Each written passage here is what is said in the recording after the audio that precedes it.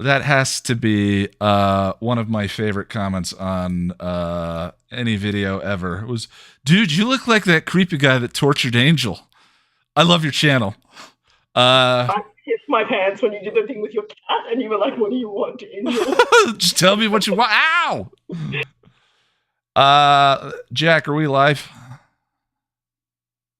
Let me see. Yes, we are. Yes. All right.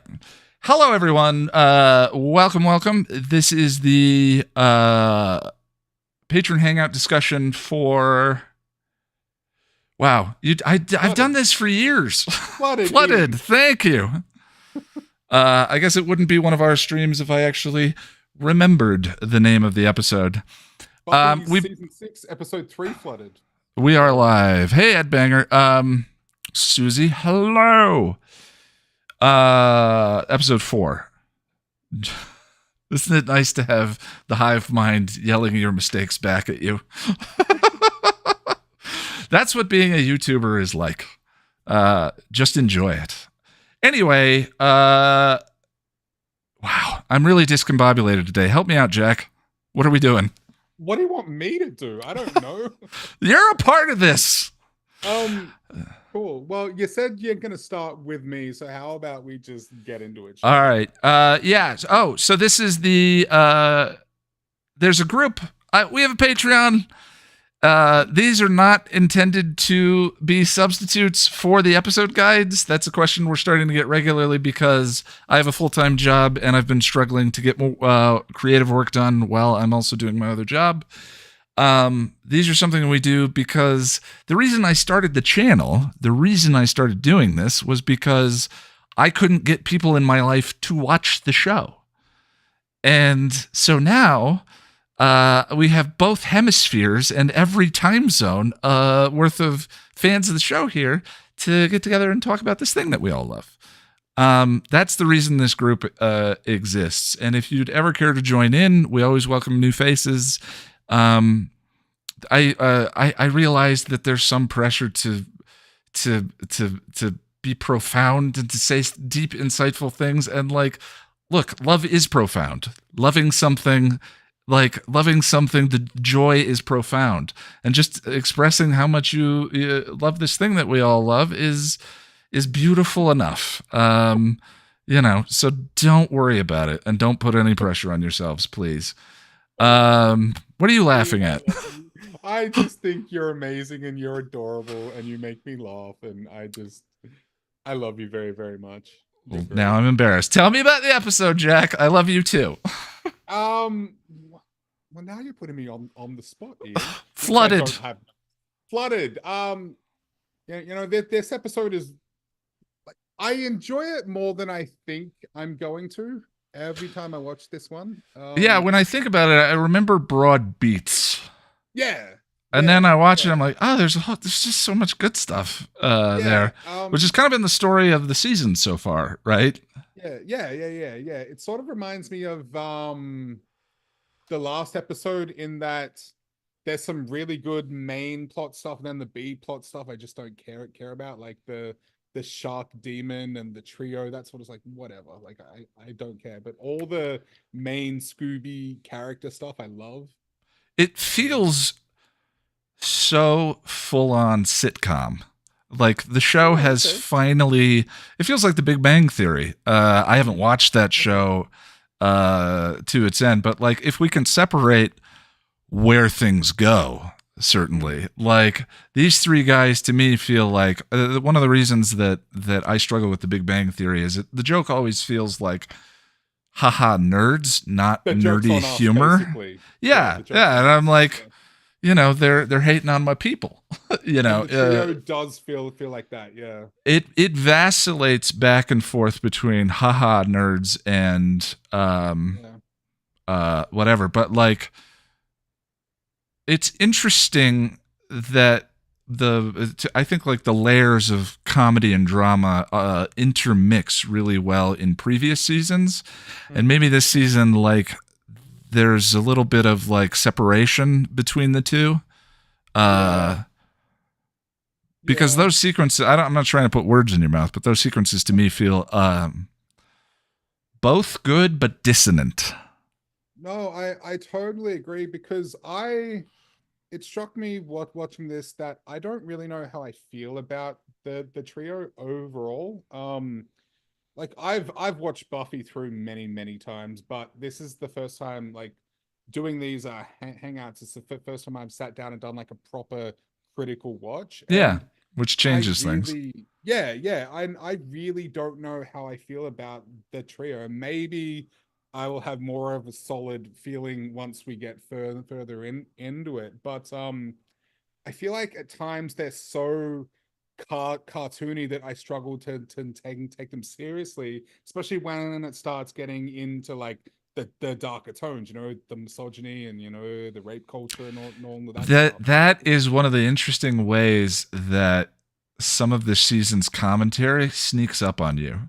Is they are so cartoony. They are so haha. But then chicks, man, am I right? Haha. Right. But then I think that adds to the gut punch when Katrina's like, no, it's rape. Like that sort of adds to it. But like I said at the rewatch that there's tones that come together that they're opposing, and so they don't come together. I agree. They're like it feels a little like oil and water sounds like a pejorative. We'll call it olive oil and sugar water. Like yeah. I just think it's strange when they go from making a Star Wars joke to misogyny and objectification and that kind of stuff. It's just very stark. So I don't know. Like I'm open to sort of just seeing how it goes and as we get further into it. But right now I don't know how I feel about them. But overall, I think it's what they did with the trio was very poignant and very needed, especially at the time. It feels more relevant to today than maybe it ever did. Like, and I need to give credit where credit's due. Unfortunately, I can't remember the name, but originally when I watched the series, I didn't really like the trio. And then I grew to hate the trio, and then season 7, I kind of came back around on Andrew and all of that. It wasn't until I read a really great tweet series, and I can't remember the name of the writer. He's an English television writer, Andrew, and I'm gonna have to look it up. I think he writes for Doctor Who, but he did a long series of tweets on how brilliant the trio were in terms of like commentary on nerd fandoms, toxic fandoms, all of that, how ahead of its time it was. And once he kind of laid out the structure of all of it, I sort of went, oh, and I've really come around on. I think you've mentioned that to me before. I feel like we've talked about that, and I agree. And on the topic of Andrew specifically, I've always felt like Jonathan should have been in season 7 rather than Andrew. I feel like Andrew should have been the one that died, because I feel like Jonathan has more of a connection to the Scoobies and especially Buffy. He does, but you kill Jonathan and you kill Tara in the same season. Like, boy, that's a whole lot of burying your gaze, already. Is he? Jonathan's gay. That's a huge. I mean, I think it's clear. Andrew's gay. Like Andrew, excuse me, not Jonathan. Yeah. Andrew. Yeah. I don't think that's explicitly one way or the other though, because I went to Comic-Con years ago now, and Tom Lenk was there, and someone asked him a question at his panel about what was it like to play a gay character on Buffy, and he was like, wait, he was gay? Like I think there are so many jokes layered in that explicitly. I think the character's written out. We should lead with it, and the thing I want to first start by saying is I'm very ignorant of some aspects of this kind of storytelling and sort of the tropes, the stereotypes, and all of that. So There is a genuine possibility of me mishandling some of it, but my read on Andrew has always been that Andrew is a closeted character who is actually in love with Warren in the story, and after Warren dies, becomes a part of the Scoobies. But one of the jokes I think of is that I think makes it sort of explicit is Tara and Kennedy making out on the couch. And Andrew is filming with the camera, and he zooms in on the sconce behind them and says, "Look at that sconce." Xander's amazing, and the joke I think that punchline is his total disinterest in the two of them. So that's always been my read on Andrew. That does seem very intentional, and I'm just like, I find it interesting that Joss or any of the writers can't come out and explicitly said one way or the other. Like, and initially I read him as just a bit of a meek, kind of effeminate, like nerdy dude. But yeah, I don't know. Yeah, there's definitely a lot of evidence for it. But what became apparent to me this episode too is how quickly they were to throw Jonathan under the bus too. So I guess that kind of that sort of fits in terms of Jonathan dying later on, I guess. Wolf mentality. Yeah. Let me see what else I got here. Oh, I wanted to talk about that great scene between Anya and Xander, where they're outside and she's pissed off that she can't wear her engagement ring. I talked about at the hangout how I love that it's played off as this like really sweet scene, and then they do. I love that subversion. Yeah, it's hilarious. But this is something that just dawned on me doing the rewatch last night, but by myself. But I think that scene also serves as a bit of Hell's Bells foreshadowing. Oh, all of this is it's all because I've always hated Hell's Bells. No, I like the episode, but I've always felt like Xander wouldn't do that after finding out that I mean, it's a very subjective thing, and you could argue either way, but it's always just bothered me that he doesn't go through with the marriage even after he finds out that the what he saw wasn't real.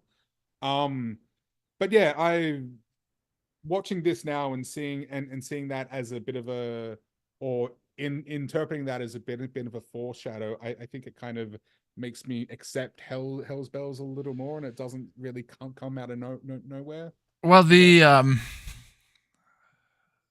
that makes me think of, so the way that I parse that episode makes me think of, intimately the experience that I go through with the channel and comments and all of that, right? And like the thing is, doing this, you're going to get negative comments regardless. You get over a certain size, you're going to pull people just saying terrible things to say terrible things.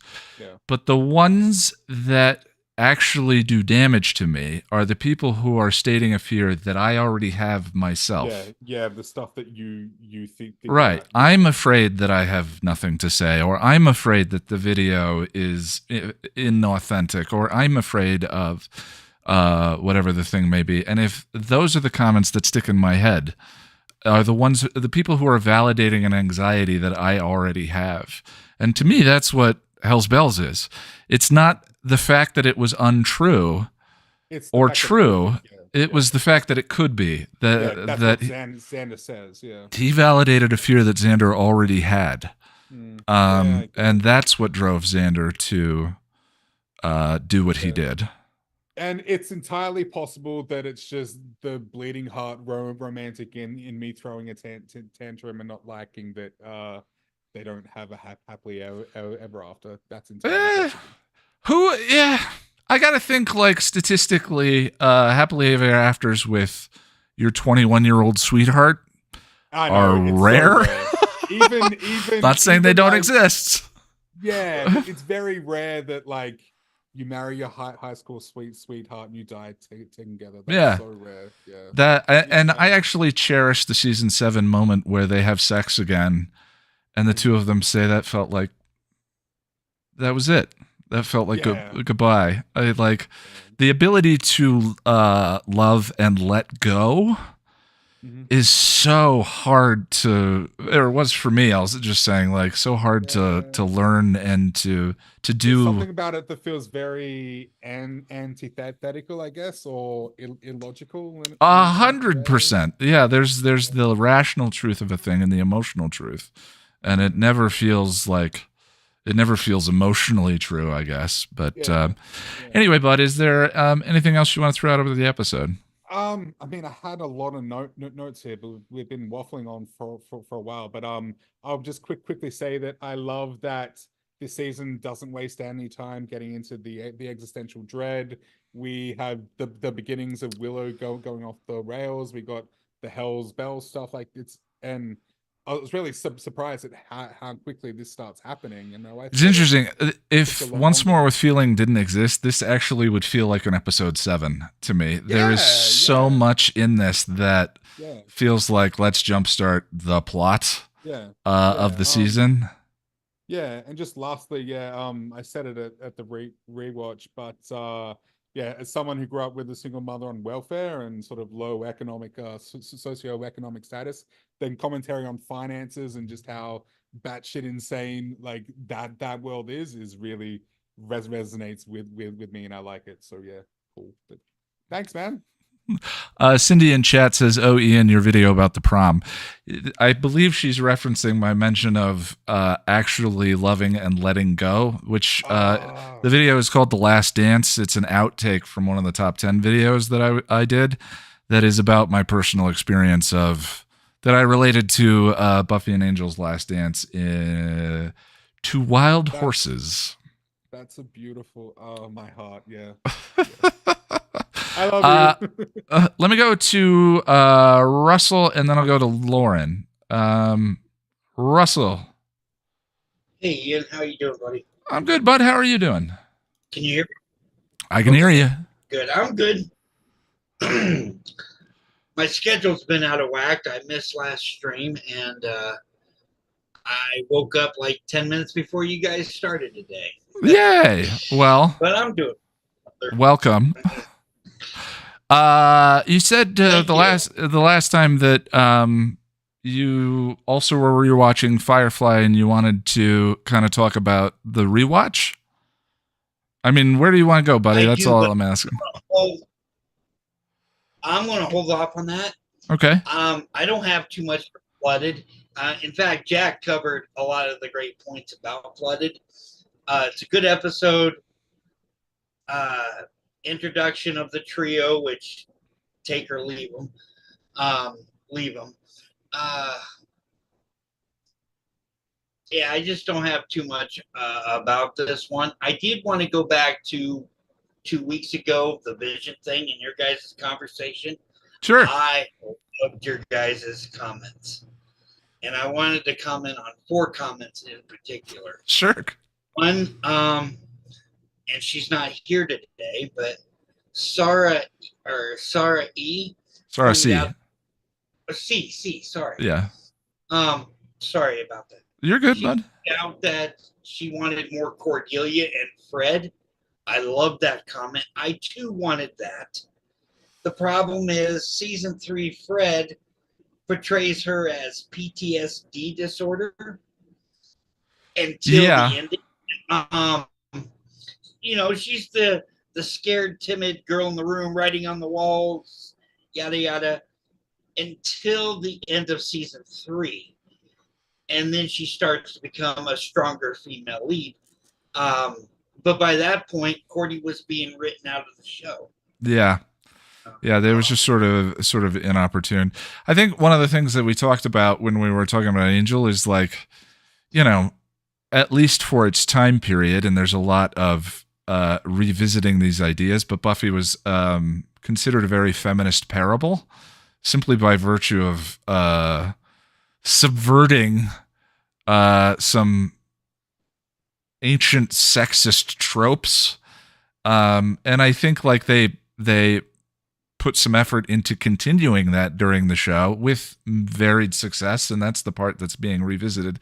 Angel did that for about half a season, and then it doesn't really the whole idea of the Bechdel test was originally the woman, I believe the woman who came up with it is a stand-up comedian. And she did it as like, this is the lowest goddamn bar you can set for a show. Two women having a conversation that isn't about men, and in a scene where it's just the two of them. I don't remember all of the rules of it, but I'm not sure that Angel passes that test, especially because Cordy and Fred, again, as you said, have very little overlap. And I was thinking about it during that episode. I think they talk about Angel during the course of it. So, something Josh had said the last stream opened my eyes a little bit, and I agree with Josh 100%, by the way, that it wasn't just the downfall of Cordelia, but other characters as well, like Charles Gunn, Wesley. Yeah. It's kind of like watching #not Picard playing the flute in the inner light.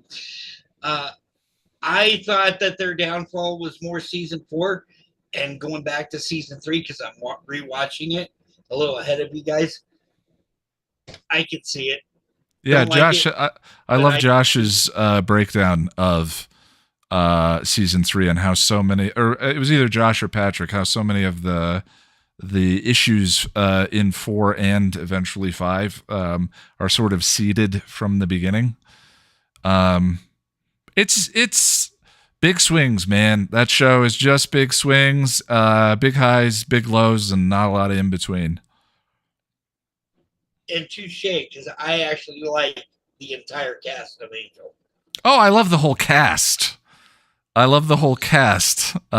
don't think any of the I don't think any of the issues with that show are the performances. That's for sure. Yes. Yeah. Now on to the last 2 contentious things, but I'm going to keep these short. All right. And I don't want to get into a debate with you about the Soul Canon. Good. Okay. We've been up and down that one, buddy. Yes. But sufficely to say, I did want to say that regardless whether you're a seed of identity or you're a moral compass person, sure, I think the end results are pretty much the same. I mean, yeah. I've come to that conclusion, and which is problematic for Spike, and I'll get to that as we go on with Spike this season, particularly. But what sealed the deal for me, because you had mentioned that having a divine dimension or having, I think it's a combination of things, but it doesn't really matter. And the last contentious thing, our buddy Connor. Okay. I think that was the first episode where we started talking about Connor. Is that right? Yeah. I want to be clear that I don't like what I see from Connor. Sure. I'm a Connor defender. I think that. So you are to Connor what I am to Riley. Yeah. I don't like what I see from Riley. It's not fun to watch. Yeah. But it's not I get it. Yeah, that makes sense. There's only one moment of Connor that I am 110% not on his side. He is totally wrong in his actions. Will that be when he hammers Angel into a box? No. Oh, okay. The birth of Jasmine. Okay. At this point, it's been hammered into him what good and evil is. Oh, so that... Yeah, that's your point of like, you should get this now, buddy. Come on. Yeah. I get his revenge towards Angel. I don't like it. I get it. I understand it. It's a result of manipulation. But I just wanted to come back and touch on those issues. Like I said, you guys had a great chat with it. And it was interesting that nobody really brought up Billy during that Vision thing. Well, what are you going to say? Right? I think we did. We talked about we all kind of wish that the ramifications of Angel's decision were dealt with. There was not really a lot of moral, like, I love the idea of, Angel throwing the consequences out the window because someone he loves is in jeopardy. That is, that I get that. That's the hero's sort of thing. But we all just kind of wish that maybe Wes had said, you have no idea what you're, like, had dealt with the consequences of Angel setting Billy free.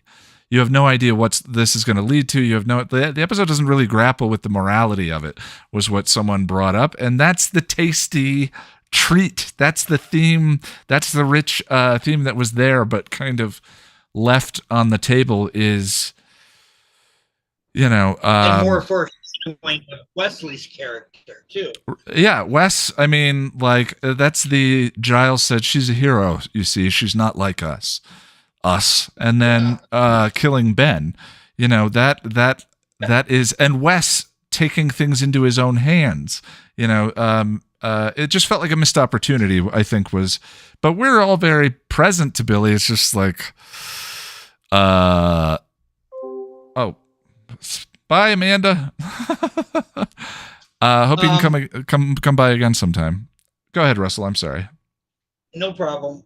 I was doing a comparison between Billy and Warren, two of the they're very similar characters in my opinion, and I am glad they limited Billy down to 2 episodes in Angel. Could you imagine a season arc of him?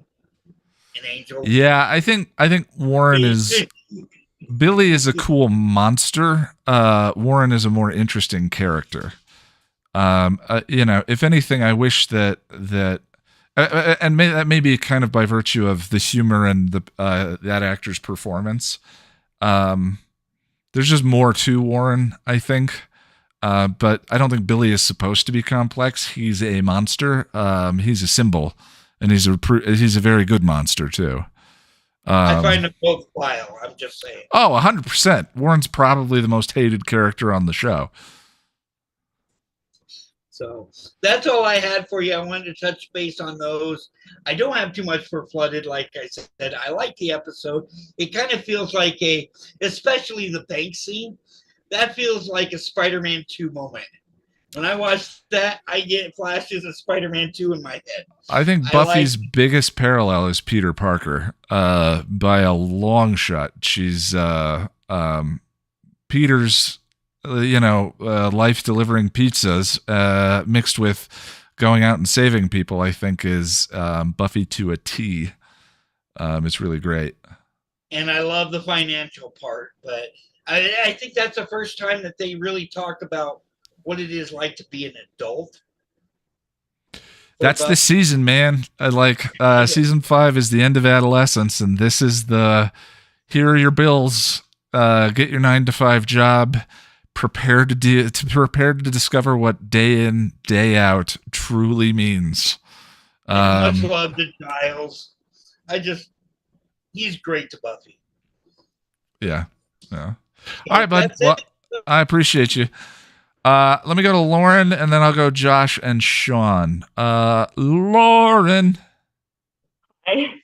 Hi. I guess a couple of things I wanted to talk about today would be the themes of Flooded and sort of like the concept of drowning in debt. And it's like Buffy's only just come out of the sort of heaven, and she's still dealing with all of that, and then suddenly this episode she gets hit with like you're in financial ruin as well, and like the sort of shock of that. And I think I like this is how little of an analysis I've done of this episode. You for one, I didn't realize why it was a shark monster until today, and you just said drowning in debt, and I went, oh, like, man, have I really not applied my brain to this episode. That's great. Go ahead. One of the things that she makes a crack about, it's unfortunately it's not an actual apocalypse. I'm really good at those, and it's like, her sort of being this superhero who's failing at life stuff and goes to the bank and gets rejected. And actually, I'll come back to that in a sec. I love how when she sees Giles and like she's sort of jumping on Giles like a life raft because she's feeling quite alienated from Willow and the people who brought her back, and Dawn is her dependent, and then Spike is, at this stage like someone who's becoming her confidant. But then when Giles is back, it's like, oh, I feel so secure and so safe, and her hugging him so he can't breathe. I love that. And then how much he's touching her in the episode is like he wants to keep reassuring himself. Yeah. Like I just thought it was beautiful, and yeah, how much he is her parent, and her actually sort of saying like, I feel so safe and secure. He in this episode is the dad we all wished we'd had. Exactly. and like he just makes like a sort of one leading comment about, no repayments on the couch, and then he's like, wait, what's going on? Let me help you with the financial stuff, and just, I mean, at the end of the episode, we sort of see her like starting that sort of abdication of the adult responsibilities where she goes off to meet Angel. But you totally get it at this point in time. You're like, whoa, like, of course you would. Like, Angel just found out she's alive, and of course she runs off to meet him. But you sort of see like, thanks for taking care of this for me, and you're like, oh, okay. And then it's like, we'll see that more. But I still don't believe that Giles would run out on her in a few episodes. And I feel like I wish they'd given him a better justification than just you're not being an adult. But anyway, yeah, I think that Anthony Stewart Head's, I think it's visa being up posed a problem for the show, which you can totally understand. But I feel like he just would have been blunt with her. Like, if anything, his relationship for 5 seasons has been trainer, honest, like.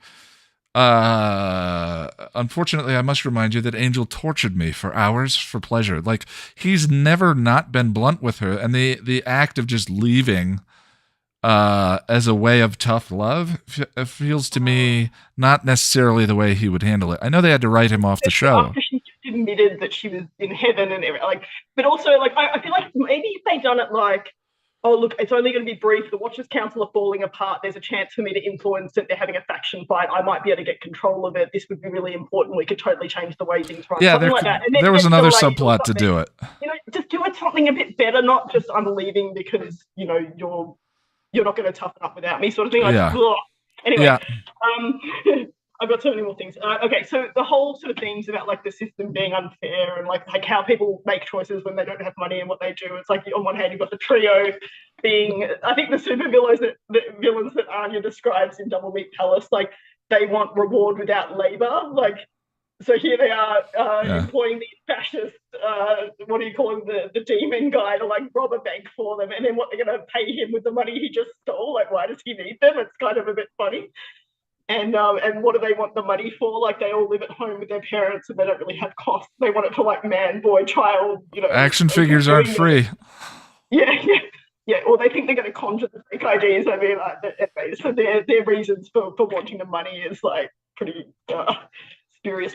Anyway, and then on the other hand, like you've got Buffy who's trying for this loan, and I liked Willow's comment about banks aren't going to loan you unless you prove you don't need it, and that sort of the system is so unfair. Like, the fact that there isn't better healthcare system in the US, like even though the mom has been, fiscally responsible her whole life, like those medical bills being so much that all the money is gone and everything's full on. Like, yeah, again, another theme that feels even more resonant today is like, is capitalism one of the villains in this show? Yeah, like, absolutely.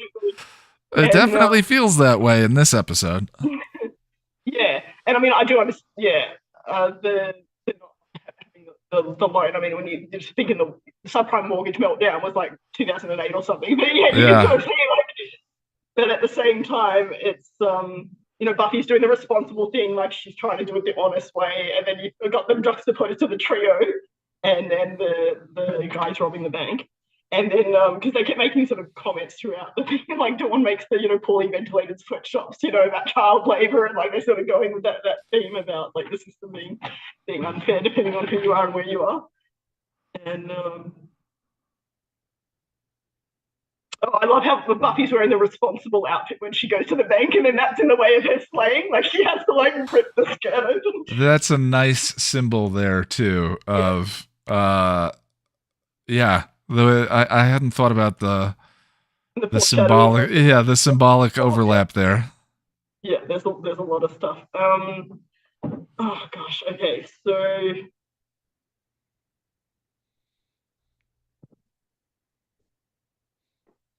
mean, I think we get our first sort of real good glimpse of Warren being incredibly devious and underhanded, and like he was already a bit creepy, but like oh no, maybe when he sort of sticks the robot on Buffy, that's probably the first instance. I was to me the very first one is "Shut Up, Katrina." He actually tells Katrina in that episode to shut up and leave the room. If anything, Warren to me kind of represents Andrew and Jonathan to me are more interesting, like as representations of misogyny. And the idea is like Warren's is sort of the show. I've complained about it before. Like the show historically has just very explicit on the nose representations of misogyny. You want me to work it off for you, Peaches? Smacks her butt. Like and the response that I received to that complaint was, yeah, but those things happen, Ian. And I'm like, I know, but we don't have to explain to anyone why that's disgusting, right? Other than that guy. Other than Captain Peaches, right? Jonathan and Andrew. Like those things that we have all seen people make comments, and like rape humor is really incredibly common on TV all the time. Like in this time period. And it's good that I think it's really deliberately done well that the trio are so innocuous for so long that you don't really take them that seriously. Like at one point, Buffy's like, I should go after them, and Willow's like, oh, you got your hair cut, and it's like they're not even taking them seriously. And it's like when you think about it, they kill one member of the Scoobies and nearly kill Buffy. Like they're actually extremely threatening. They're raping. They're very effective. They're very horrific. Very horrific. And I find myself when they're having their little. I'm not trying to mean this meanly, but like their nerd debates and stuff, I find myself agreeing with Warren in a whole heap of them, like, oh, it's Superman's book, you moron, and Sean Connery is the best 007, and then I'm like, whoa, like, you know what I mean? Like in just some of like the stuff they're saying, like, it's misogyny, but like, you know what I mean? Like when they're having their sort of chats about stuff, and I'm like, oh my gosh. My favorite is their who's the best Bond conversation. But the thing that flies in the face of the idea that this is like the humor is haha nerds as opposed to haha nerd humor is like Jane Espenson wrote for Star Trek. Like several of the writers wrote for the X-Files. These writers are if they were these writers are the people that they would be making fun of in that particular situation. It's possible some of the jokes miss and just land like haha nerds, but the James Bond debate in the car is most certainly something the writers debated in the writers' room, and they were like, oh, we should just write that down. Like there's the conversation for those characters. But that's the thing that makes those guys so, I mean, Warren is sort of like explicit misogyny, but Andrew and Jonathan, I think, are representing entrenched misogyny. They are the variety that is sort of undiagnosed and unseen. They're not aware of it until Katrina, I think. And then sort of, I'm not sure Andrew ever has a moment of it, but that's Jonathan's turning point in the story. They're very susceptible, like they're in this environment with a Warren, like they're like following his lead, like they've learned that that's the way they've got to behave. Like with Andrew, you feel like he's constantly sort of putting it on. Like when they're watching that video of Spike and Anya, and he's like, "Oh, Spike is so cool." And he's like, "Oh yeah, the girl's hot too." Like he feels like he has to constantly like reassert, "Oh yeah, I'm a straight guy. You know what I mean? Yeah. And this is what I'm supposed to think, or Anyway, I want to get onto the Spike and Buffy stuff. Like, okay. Their conversation out on the decking, and that she's feeling crap because she's just heard the fight between Willow and Giles, and him offering to thin the herd. And I think one of the things that keeps drawing him to her is that loyalty. Like when I think about like the personality type that Buffy is, like if you're going with Myers-Briggs, I would call her an ESTP. And I'd say like the importance of loyalty. And I think that's one of the things you keep seeing build between them in season 7, like loyalty, and like that even though he doesn't quite understand what she's saying at the beginning, he says, oh, that's making them worry more that she's getting exhausted by trying to present that she's okay. And then she sort of opens up to him a bit, and it's like, oh, so what do you know about finance? It's like Spike's probably the most useless person to ask about finance. He doesn't pay rent, like the guy steals whatever he needs, like, doesn't deal with bills, doesn't deal with reality. Like even when she gets a job, he doesn't understand why she got a job. Like she has to explicitly say, like, I need the money, because he doesn't really understand, because that's not his lived experience. Okay. And then I love how it sort of mirrors the end of Fool for Love as well, like them sort of sitting on the porch together. That moment's definitely a turning point for the two of them. Is Buffy in her deepest pain and letting Spike console her. Is I watching this, I've sort of, you start to feel like the toxic romance is in the stars at this point. Like they already knew where they were going with it. And I was thinking today while watching the episode, is sort of like, wonder where that began. And it might have been the end of Fool for Love. That scene sitting on the stairs. I'm not sure. But it's interesting. Should have been doing at that point, like not putting demands on her and just letting her feel what she wanted to feel and express when she wanted to express it. And when he does that, she's vulnerable with him. Like I think you see it nicely in, I think it's a checkpoint, where she leaves her family with him. Oh no, I think it's the next one. I think it's Blood Ties. It's like he sort of is very honest with her about, you should have told Dawn the truth. And then when they're out looking for Dawn, if you had said, she wouldn't have been. You're right. I should have said something. Yeah. And then he starts going, well, she's also a 14-year-old hormone bomb, so he's sort of making her feel better as well. And I don't know. I think that 14-year-old hormone bomb. Kind of yeah. Yeah, that's one of my favorite lines. Well, give me one more thing you want to throw out about the episode. Okay. So in terms of the fight between Willow and Giles, like I understand him being really angry, and I like that someone is saying something to Willow, because it's like, you've resurrected a person. This is a big freaking thing, and it's like, I don't think the amateur thing is the right angle, but I think it's like she, for all of her incredible magical skill, her emotional maturity is bar lagging behind. I mean, the fact, like I mentioned the milk and cookies, and she's coming off like a child. She's saying like, "Oh, I was awesome," and the Blair Witch would have had to watch that, And she said, "I thought you'd be impressed," and it's like, is this what you're taking away from what's happened? Like, holy shit! And I want him to say, like, this is serious. Like, there are other people who could do what you did, but you wouldn't want to meet them because the kind of you wouldn't want to meet them. Yeah, I love that the line. lines that you've crossed, like that was what I would have liked to have been drawn out here. Like, I think this episode it's good. Like, but in season 6, there's so many other better episodes. Like, but it's fine. But I like that they have this conflict here, and that he's the person saying that, I trusted you more than anyone else, and you've gone and done this. And like the fact that like he's just left like Giles everyone's mind, like they've lost their minds when they do the resurrection spell. Like I like the sort of how that is done, like pacing wise, and then we get this first sort of instance of Dark Willow's voice. Like, I know we sort of had a little bit with Afterlife, but this is her actually speaking in that voice. Like, it's not such a good idea for you to piss me off. Like, she has that flat delivery. Yeah. Yeah. Well, I don't think it's about her being an amateur, though. At this point, like, Willow's ability is huge. Like, what has she not been able to do? Like, she went into Buffy's mind. She took on a god. She raised a dead person. Like her ability, like, other than no one's paying her, like, her ability is so huge. It's like she's got to learn she's got to limit herself because no one else can really. That's the amateur part, right? Is I think that part of what he's saying is like, power is not just the ability to wield it, but knowing when to wield it and when to not. And to just wield it in every circumstance, I think, is the amateur part of it. But I do need to move forward. I appreciate your time. Let me go over to Josh, and then we'll go to Sean. Did I have that order right?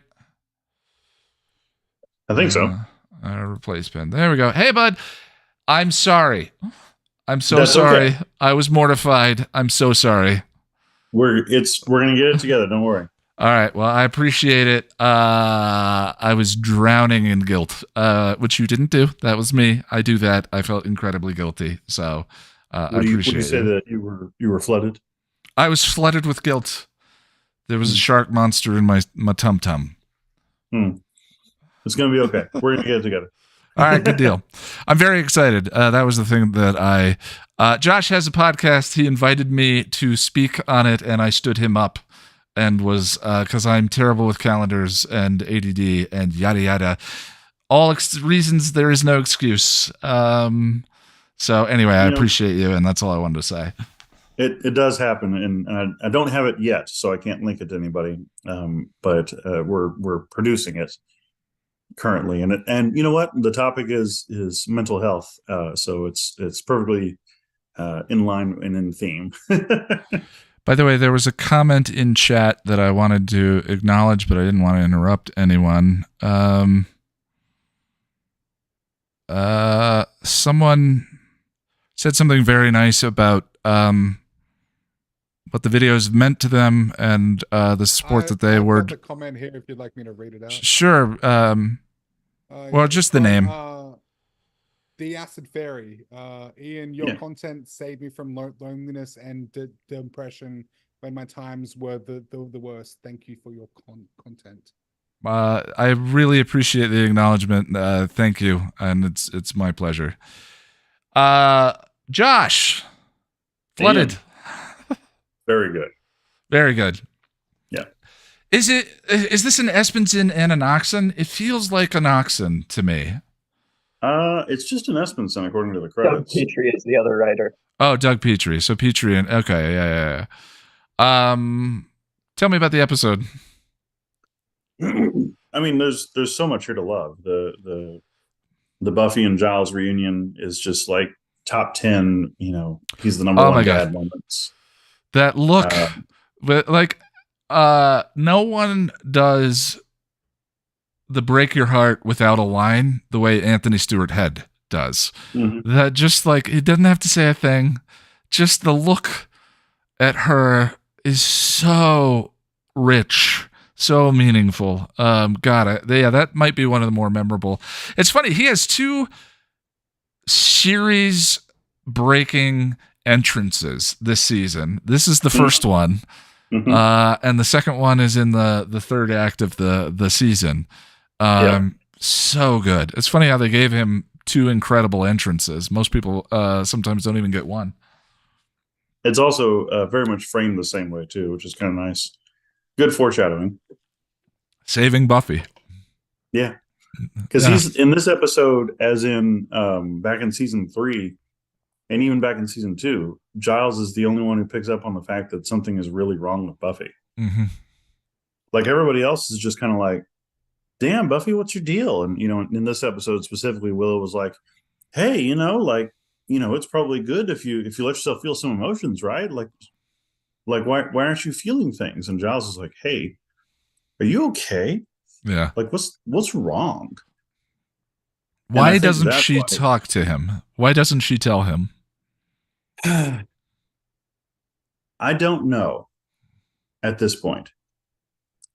Like, I'm not saying it's character breaking. I'm just wondering in that scene if we're reading Buffy, because she's so in the mode of taking care of everyone else that she just continues to do it. Well, and I mean the way that she even like views her presence in Giles's life when Giles is like coming back to Sunnydale was just kind of, and he's searching for the word for a second, and she goes, inconvenient. Like she doesn't want to be a problem, and she already views herself as a problem. But that scene, plus probably a hell of a jet lag, is why Giles lays into Willow so heavily the way that he does. And I absolutely love the Giles Willow fight. Every time they give Anthony conflict, the other one that I specifically thought of that reminded me of was Miss Calendar's dead.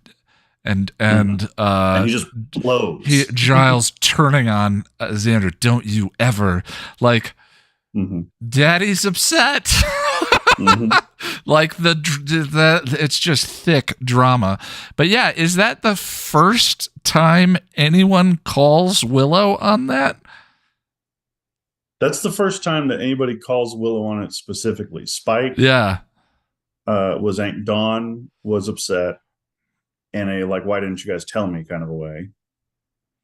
Spike was the one who was like, yeah, Willow knew that there could be some shit, but Giles is confronting Willow directly, and he's, for him especially, and Willow sees Giles as a father figure. She looks up to him, she respects him, she had a crush on him, all that kind of stuff. Giles sees Buffy as his little girl. Nobody else.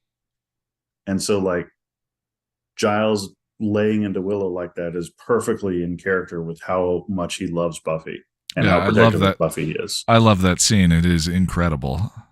Yeah. And just though, you're right, absolutely. That the way that Anthony Stewart Head can do a delivery, like he spends most of the scene without raising his voice until he says, "You are lucky to be alive, you rank arrogant amateur." Well, and talk about delivery without a line. I think we highlighted it during the rewatch, but I love when she says, "Maybe it's not such a good idea to piss me off." The look of change on his face. There's so much you can read into. Oh, that's the conversation we're having. In that particular scene, it's for him to not be he's not even slightly intimidated. It's this scene of, it's almost as if that in that expression, he sees the end of the season coming. It's like, I don't know what to say. Expressions, man. They're so powerful.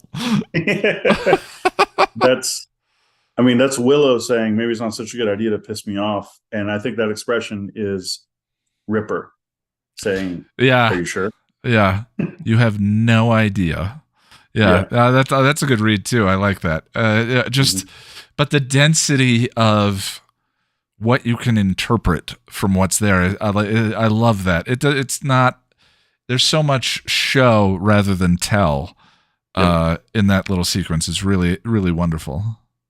And Willow's arrogance is just so on display during that entire conversation. Like she leaves out the fact that Buffy was resurrected in her coffin. Says, I never realized that until today. Yeah. She was like, I totally held it together when the demons attacked, except for the fact that she was totally passed out and had to be carried out of there by Xander. And she thought the spell had failed. Yeah. She's like, I totally held it together, Giles. I was amazing. And like all of the little half-truths that she convinced herself of are just... Yeah, that might be so why I chilling. missed it, because she seems so convinced of them herself. Allison doesn't play it like a white lie. But Giles knew that Buffy woke up in her coffin because Buffy told him. Huh. In their little scene, she makes some reference to like, in the waking up in a box kind of a way. So like he knew that Buffy woke up in a coffin. He knew that Buffy wasn't okay. He was so pissed at Willow. Yeah. Because he was so worried about Buffy. And everything had gone so poorly with that spell, clearly. Yeah, for her to be suffering in any way. Really incredible. It's one of my favorite scenes in the season, honestly. And I could just continue to faff about it if I wanted to, but I also love the introduction of the trio in this episode. I was about to say, I'm very curious what you think of the trio. So I'm a big nerd myself. I don't know if this is going to be a shock to everybody, but like, you're here. We know. I can quote Star Trek with the best. All you have to do is describe one aspect of almost any Star Trek episode, and I can tell you exactly which episode that is. How many lights are there? What was that, Patrick? How many lights are there? There are 4 lights. I'll just say Josh was in the reading request tier, and his reading request was Picard's speech to Wesley from the first duty. Yeah. So there's a recording of me. I don't want anyone to go and listen to it because no one can cover Patrick Stewart. But there's a recording of me doing the first duty speech. Anyway, go ahead, Josh. So, a lot of the jokes that are made by the trio and about the trio are actually accurate, which I appreciate. Like they get the details right. Yeah. It's not, they're not just speaking to each other in Klingon. And I'm going to be My only reference to this is the Big Bang Theory, and I'm going to be hitting beating that horse dead as we talk throughout the season, because again, I think the trio sometimes accidentally are haha nerds, but I don't think the jokes are. I think the maybe it's the performances but like in terms of setup, delivery, punchline, the most of the written humor for them is all from is our people. Which is what I was trying to say about the James Bond thing. And it showcases everybody's personalities so well, even to the point where Warren was the one who came up with the idea of forming the trio. Like, he was like, "So you guys want to team up and take over Sunnydale?" And Okay. The other two are like, "Oh yeah, sure, that sounds fun." But it's just the way that they are just these arrested adolescents, boys playing at men, living in their mom's basement kind of a deal. I think Espenson has used that joke before. I was just thinking of, like, I love that like our backstory. You guys want to take up Sunnydale? Okay. And then cutting back, it reminds me of the prom where Buffy catches Andrew's brother. And so, like, Tucker, Andrew's brother, says, "You wouldn't be upset if you knew what I'd been through. Would you go to the prom with me?" No. Like, that's the whole reason he's doing that. So holy hell, the repeat of that joke is so perfect, given that was Tucker, Andrew's brother. Anyway, go ahead. And originally they wanted this to be Tucker. Oh, interesting. Like, they were trying to bring back that actor, and for whatever reason it didn't work out. So that's why Andrew got created. Interesting. I like it. But you already see also glimmers of Jonathan's, like, he's it's all fun and games for him, because he's very much like, yeah, I don't want to kill Buffy. Like, she's literally saved my life. Right. So let's not do that. Well, he's still doing Superstar, right? He's still doing the wanting to be the center of the story, wanting to be the main character. But that doesn't necessarily mean there's a video series online called the Dictionary of Unknown Sorrows. I can't remember, but one of the ones that I loved was Sonder. And Sonder, as a term, which was made up by this guy, is the realization that everyone around you is living their own lives and is the main character in their own stories, in which you are nothing but a light in a window at night. That realization that everyone is the main character in their own story, and Jonathan has not had that realization yet. But there's goodness in him. There's none in Warren. That's what I say is, I think one of the interesting things about the three of them is they all sort of represent different varieties of misogyny. Yes. And Warren's is explicit. And but Andrew and Jonathan's is sort of entrenched. It's interesting also. So I've mentioned before that the way that I view this season is that Willow is the big bad from episode 1. Like, Willow's the big bad for sure, and Spike and Warren are the little bads of the season. And one thing that all three of them have in common that we get to see in this episode is all three of them get off on being in control and on manipulating. So, like, Warren gets, you can see the little rush on his face after he gets the M. Fashionik to go off and kill Buffy, and then comes back and lies to Jonathan and Warren about it. And that's the little rush of control of interesting parallel to Willow in that particular sequence is what he omits and just lets them think whatever they like. Interesting. And then even Spike has a moment of what seems, and this is the other thing that all three of them have in common, is that they all sneak up on you. But Spike has a moment of what seems to be sweetness when he gets Buffy to grin, like gets her to smile at his joke. But even that is its own subtle form of manipulation, you know. And it's I can see someone is sad, so I'm going to try to make them laugh. Which, like I said, can seem sweet and can seem endearing, but for a character like Spike, who you know, is basically obsessed with Buffy at this point, it's also another way for him to pull her closer to him.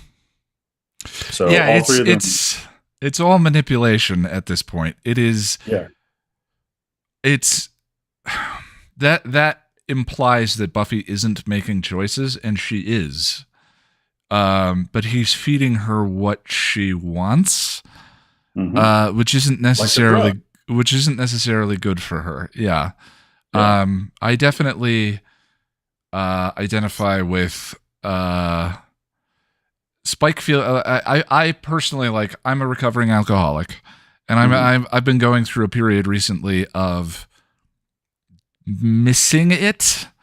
Like, I've been sober for a few years now, and I'm going through a period of, because the things that I was self-medicating for before in my life are now occurring again. And so, like, those triggers are stirring my desire for my go-to coping mechanism that I've chosen to not allow back into my life.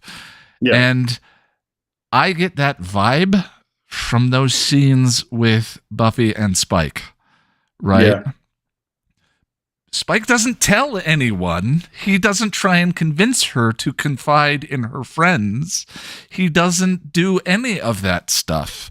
Like, those scenes drip with intimacy between the two of them.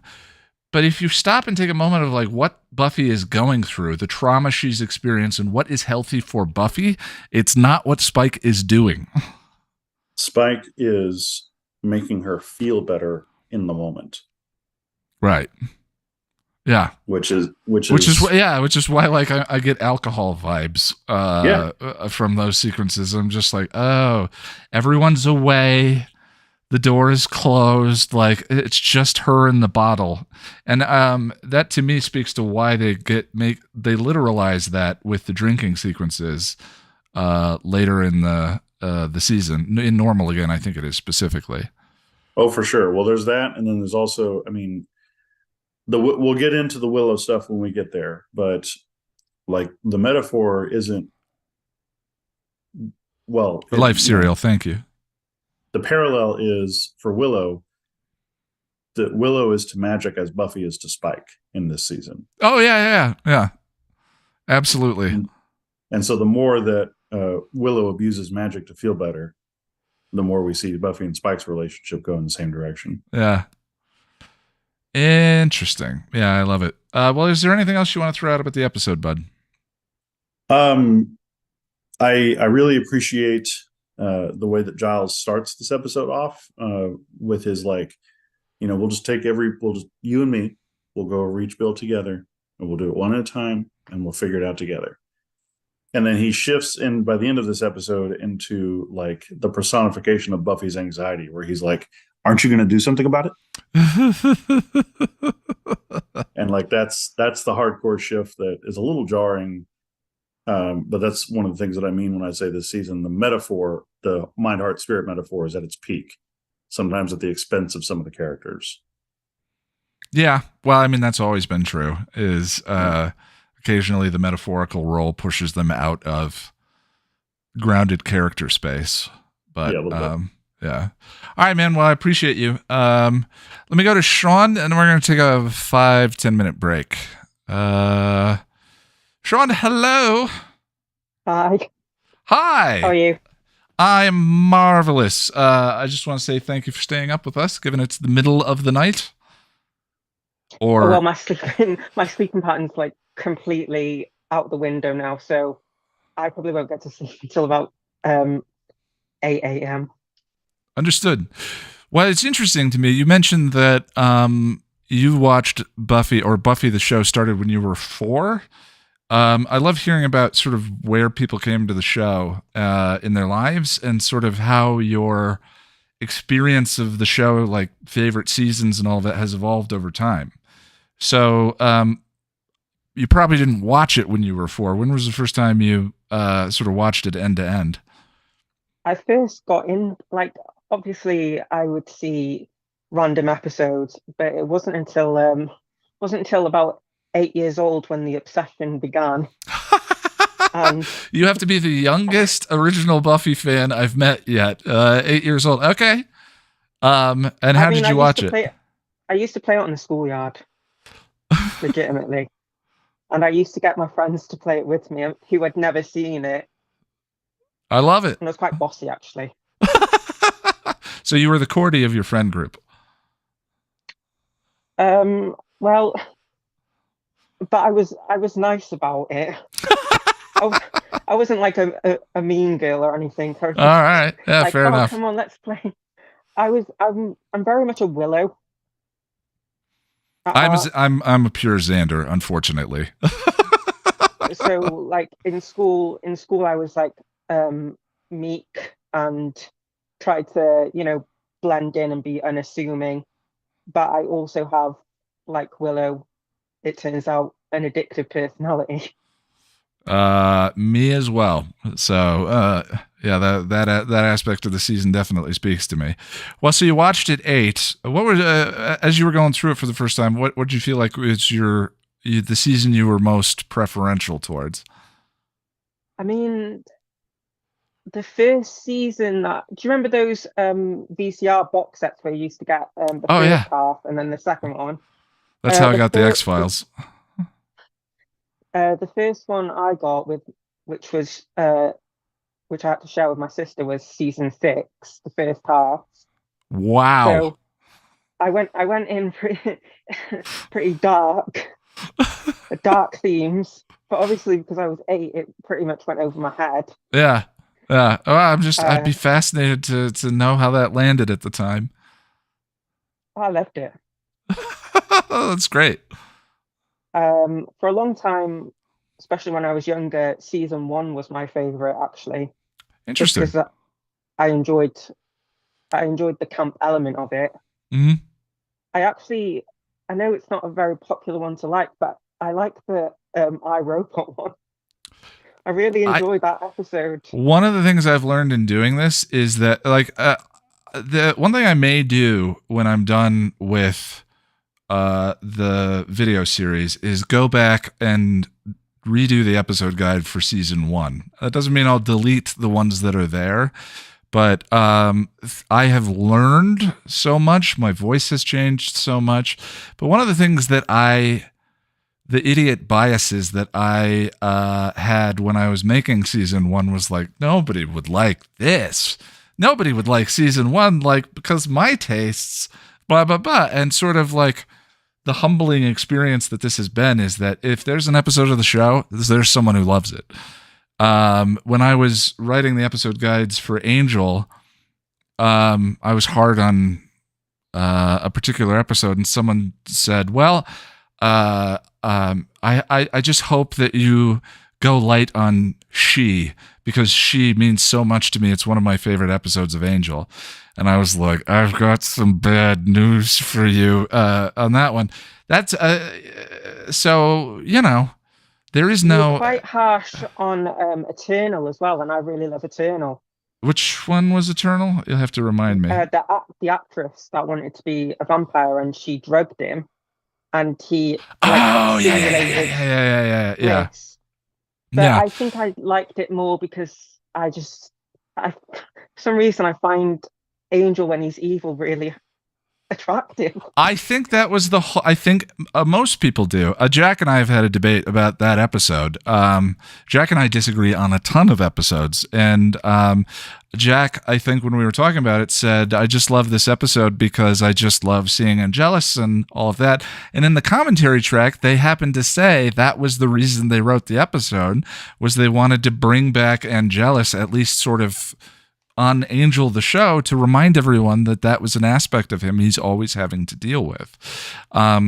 So I just want to say, I've learned a lot since season 1, and all opinions welcome. That's all I'm trying to say.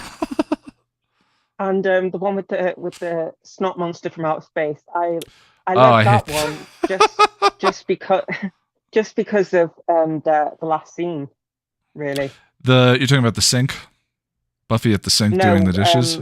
With her and Joyce talking about Dawn. Oh yeah. That's a just think lovely. that it's a That's a lovely really- scene. I think it just shows where Buffy got her compassion from. She got it from her mum. Well, and there's some people went in on me on my opinion of that episode. The common refrain that I heard was that this episode means so much to me because I have taken care of my parent who had dementia, and I had to go through what Buffy went through, and seeing that experience represented just was deeply meaningful to me. And I 100% honor that is true. Like, I believe my opinions are purely subjective. Like, I'm not trying to present an authoritative take on the show, just my take on the show. But it's a very real lesson of, like, we all bring a different context to our watch, and it's going to affect. That means the material is going to affect us all in very different ways. So early on, season 1 favorite. Did you watch Angel at the time? I mean, you're watching these on VHS. I'm going to guess like you didn't get to Angel until later. I didn't get to Angel until later. I mainly started watching Angel because of Cordelia, because I loved Cordelia. I wonder if that was a big draw for a lot of people, was bringing Cordy over. I did, because I have such a soft spot for Buffy, and Cordelia is Buffy's shadow, like, path not taken. Yeah. I think I mean, Buffy, Faith, and Cordelia are my favorite characters, and they're all very similar. Like, they all have essentially the same core, just different upbringings. Yeah, they're Buffy at different phases of her life, for certain. Yeah. I mean, that's my opinion. Other people might disagree that they're completely different, but that's. But my favorite seasons now are 2 and 5. 2 and 5, yeah. 5's. I mean, 5 has the gift. So for me, the gift is far and away. 2, I think, just that turn. That turn is. That was what we were talking about. We were talking about the other day of Buffy as a show that trades so heavily on tropes, albeit subverting them. But that's why so much of it feels familiar. Is it's starting from very familiar places, the Mean Girl, monsters that we're all familiar with, and so forth. So every once in a while, it does something completely that feels completely original to me. And that's one of the amazing things about season 2 is making Angel the frickin' boyfriend, the big bad of the season, is after that romance is something I had never seen before like that. It feels, that to me felt truly original. It is, I get why that's a lot of people's favorite season for sure. And 2 and 5 are like, they attack Buffy personally. The big bads are very personal to her, because Angel was the man that she loved, and Glory is after her little sister. So I think 5 bringing Dawn along too. The idea of and to do it in a way that feels so justified by the lore, to introduce a completely new family character, which is a trope in and of itself, but to do it in a way that feels so justified within the universe is really incredible. That season's amazing. It's like brilliantly like foreshadowed as well. Yeah. Like, well, no, go ahead. Oh no, never mind. Well, tell me about season 6. Tell me about Flooded, the trio. We've sort of thrown out a bunch of things for this episode, wherever you want to dive in. Season 6 is quite personal to me because, like, it for some reason it brought me a lot of comfort when I was going through a tough time. Yeah, maybe it's because I like seeing characters that I loved go through the same sorts of things. Um, It's funny I when I actually watched really liked when I watched the show for the first time, I was careening towards a personal bottom, and that's why season 6 became and stayed for me my favorite season of the show. Was the same thing. Was just sort of seeing people, not seeing people suffering, but seeing people suffering and overcoming things that I had not yet overcome, but I was dealing with in the same way, was a really validating experience. So for sure. Anyway, I interrupted you. I'm sorry. It's all right. And also, I am a Dawn apologist, Yay! love her. We have another. and I'm a cookie dough shipper as well. I think that she was, yeah, she was right on the mark with that. Like, she's just not ready yet, and that's perfectly valid. It's so hard to keep the age of these characters in mind, you know. And age doesn't invalidate the love. Oh yeah, quite a lot with Xander. I have to remember that you know, especially season 2, season 3, he really pissed me off then. So I just have to remember that he's like 17, 18. Yeah. Yeah, I actually really like the trio. I think that, like other people said, they're actually really ahead of their time. And I imagine like Warren would be one of these one of these guys that was just, you know, how it's all alpha culture now, and the Matrix. I could just imagine him talking about stuff like that. Yeah, we truly live in a time where satire has just become reality, because like the alpha bro dog culture was a joke at one point, and now it just seems to be literal. And sort of Warren as the representation of that, is pretty interesting. I do really like the Warren character. I hate him as a person. Sure. But I like, and I watch a lot of reactors, and their shock at dead things when he kills Katrina. Yeah. They're just like, oh, I can't believe he did that. I always considered him to be a bit of a joke. But I always say to them, if you go back to I Was Made to Love You, he shows you exactly who he is. He's all right there. He's willing to let Buffy die. He does, at this point, he might not even know that she's the Slayer. And even if he knows it, she did almost kill her. And he didn't care. Yeah. It's all on the page from the start. So he's a despicable character, but I do enjoy the trio. And with Jonathan, it's just like, he is an example of one of those people that just doesn't learn their lesson. Like, no matter how many times you're told you need to change the way that you're doing things, he just keeps on carrying on. Well, it's interesting. Then he kind of makes a perfect parallel for Willow in this season. The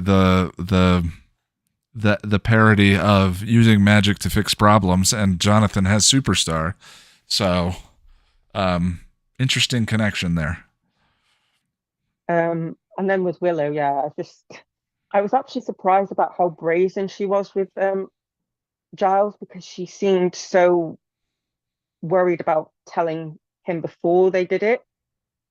And I think if the spell hadn't worked, she just wouldn't have bothered even trying. I don't think she would have been as arrogant as she is now about it. Oh no! Well, he wouldn't be back for one reason, for one thing, but she wouldn't be trying to impress her crush, for certain. But that's right. Lauren highlighted that part of the reason they didn't tell Giles was she didn't want Giles to stop her, which she knew he probably would have. She didn't tell Spike because Spike would have done what he said.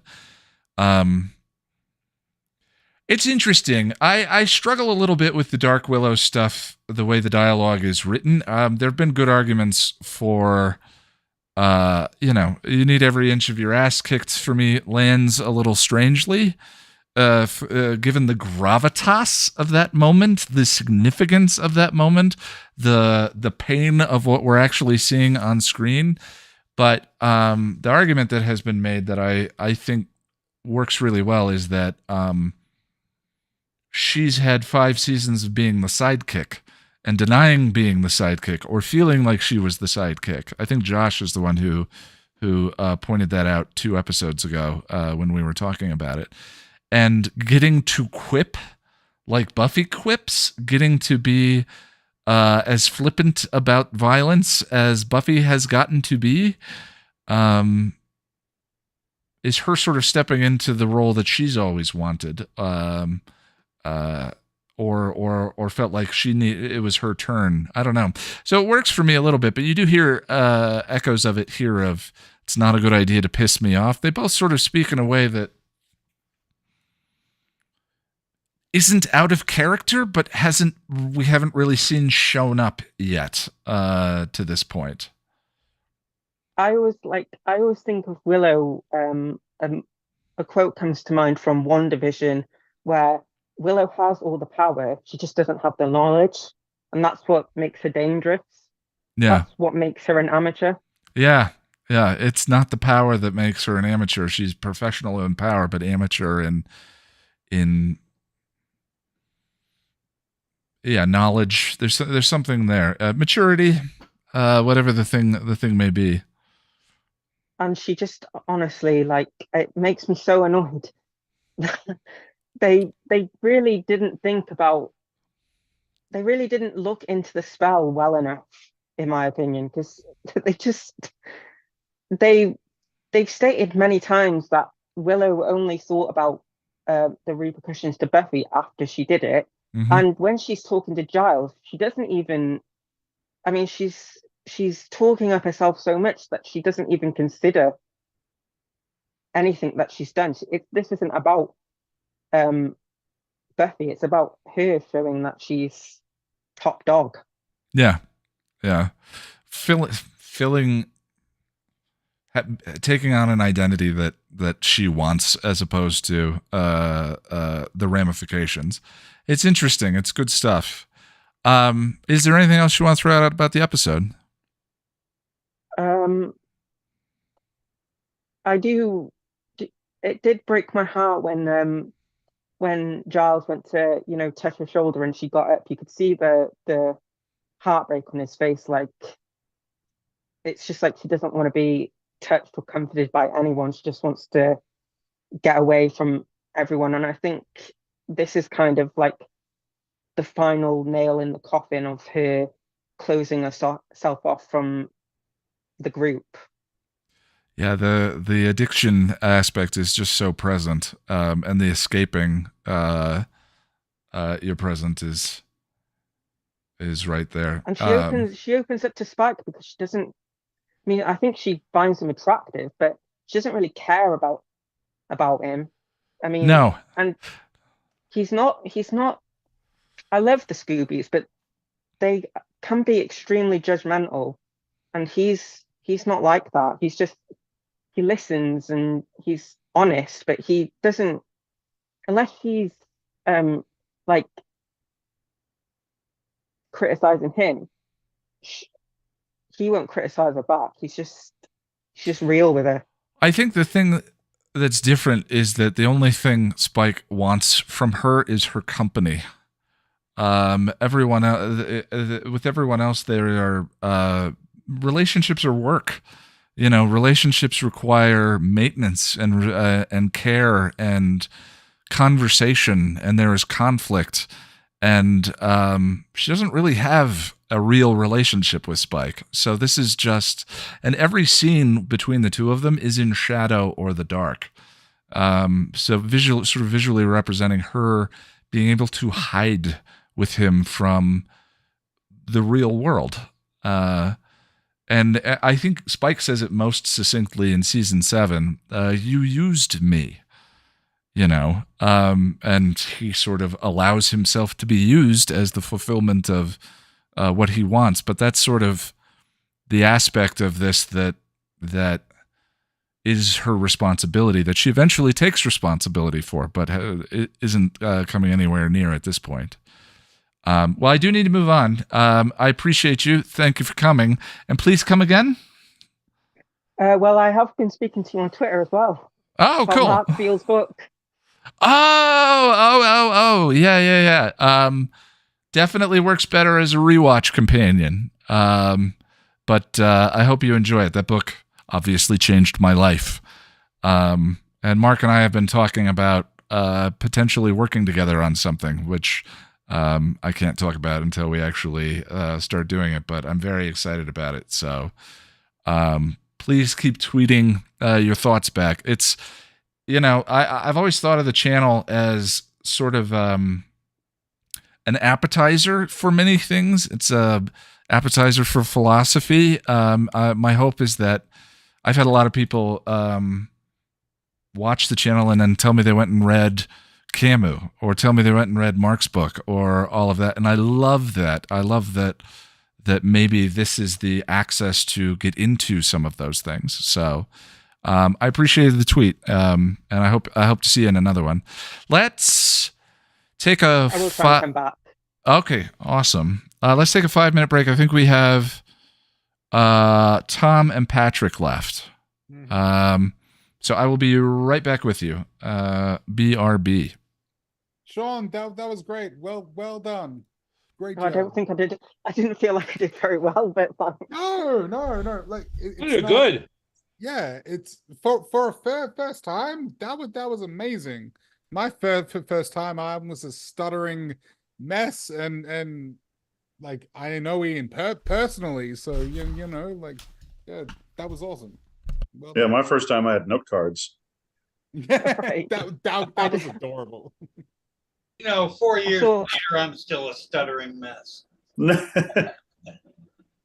I typically I'm like I'm just to, without shame. Otherwise, I would have a lot of it. Yeah. I didn't do well with notes, so I watched the episode and take notes. Otherwise, yeah, once the spotlight is on me, my mind goes blank, and I'm like, and I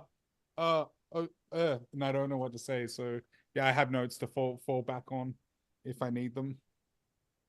Yeah, They can be really helpful. That's really good. Yeah. I've got the opposite thing where I kind of really kind of get thrilled from public speaking, especially when You're I a don't have any great notes talker, or I'm Patrick. You're making great. things up while I go. I really love bullshitting while I go. That's like nothing is more fun. You are a natural at this. Yeah, you're a freaking boss. Mhm. Yeah, I don't definitely know why I appreciate the didn't thoughts. find this stupid channel sooner. I would have had so much fun over lockdown.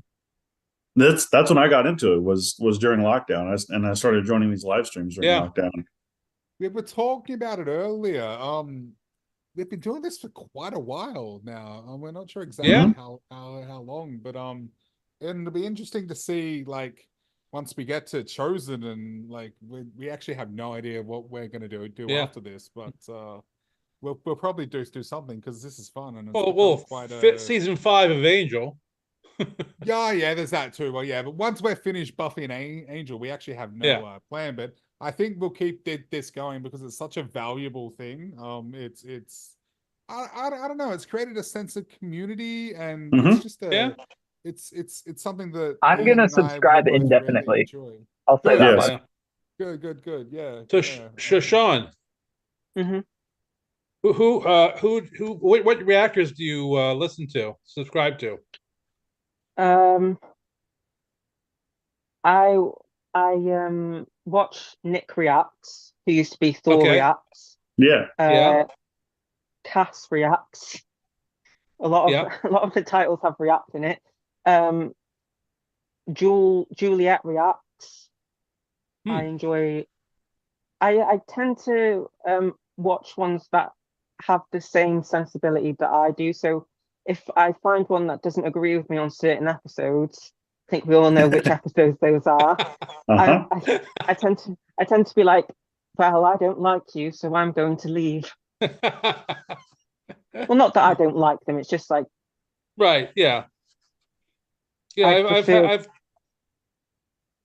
I've gone to some reactors I start with, and then either they it's either that it seems like they're not enjoying it, or they don't like they don't like the characters that I like, or they, and it's like, okay, if like there are some who just like, some reactors just don't. A couple of reactors I listened to didn't seem to really be enjoying the shows, Yeah. and it's like, well, if you're not enjoying the show, why are you still reacting to it? So, Yeah. but oh, sorry, just quickly, the earliest hangout I can find is from 5 years ago, but that was when she was bad and school hard. So no, I think we started before that because we started with season 1. So yeah, I'm not sure what happened to the other. it had to be more than 5 years ago. Yeah, well, yeah. The earliest one I can find is 5 years ago. Also, that's when we Okay. used to do. That's right. We used to do 2 episodes. Mhm. Right. Oh, that's true. And we would do we would do the The episode guide. start with his Review. Oh video. yeah. But we read And out we'd a watch guide, those, yeah. and instead of watching the episode, we'd Yeah. he'd go do that. We do the Yeah. his video, and then go on to Yeah. discuss the So at show. the very least, it must be at least 6 years, maybe 7. Yeah. So we've been- The structure that we have now evolved from me quitting drinking and needing to end the bad decisions streams. So the bad decision Anyone streams remember those? Oh yeah. yeah, the bad decision streams were a lot of fun. And it's fun getting to watch the show with other people who are watching the show at the same time. And once we got to the point where the episode guides were 20 minutes, they worked as a summary to set up this conversation when they were short. But it got to a point where it was like, well, it's what I tell other people. It's like, you left out this line. You didn't include this line. You can just go watch the episode. Like, the video is not intended to be a substitute for watching the show.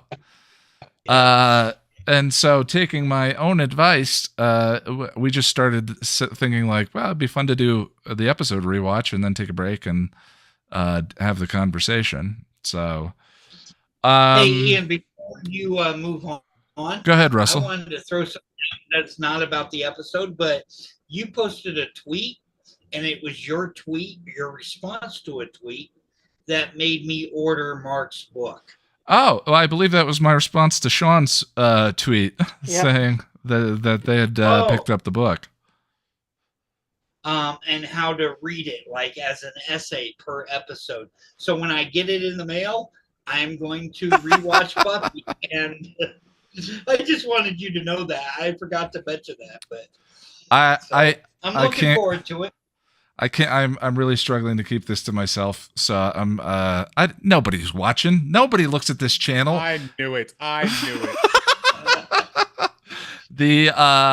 What Mark and I are talking about is me recording an audiobook version of the book. So edit it. the having an audible version with all of the chapter markers and so forth, with me reading the book. It's a long ways off. But I'm really excited to do it. And Mark's book, I won't say that the first season of the show, the first season of my episode guide was plagiarism, because I don't really know how to finish that sentence. Hey, but you cite your sources. You cite your sources. I didn't do a great job of that. At the time I started writing those, I hadn't written a college essay in more than a decade, possibly two. No, it was more than a decade. I didn't know how to properly source. I didn't know how to cite. I didn't know how to do all of that stuff. And then people started watching, and I reached out to Mark and I said, so I gotta just tell you, like, your book has been, let's say, more than an inspiration. I think we were like halfway through season 1. And I said, I just want to like run this past you and make sure you're cool with it. Your book is now sourced in the description of every video. And Mark, which I am incredibly grateful for, and we have formed a friendship since this, went and looked at the channel and said, oh, you're going to make a lot more Buffy fans with that than I did with the book. Keep going. And I went, all right, here we go. Awesome. I love that. And Mark doesn't comment on the channel, but sends me an email periodically after videos with what his comment would be on the channel itself. So the channel would not exist without Mark's book in more ways than one.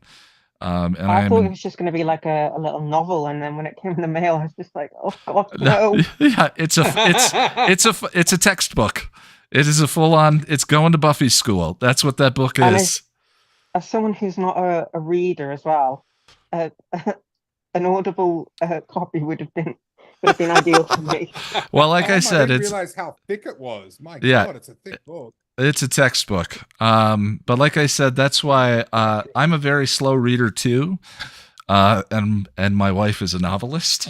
So I'm just saying there's some challenges. But like I said, it makes a great companion to just read one essay. Don't read the whole, don't set out to read the whole season.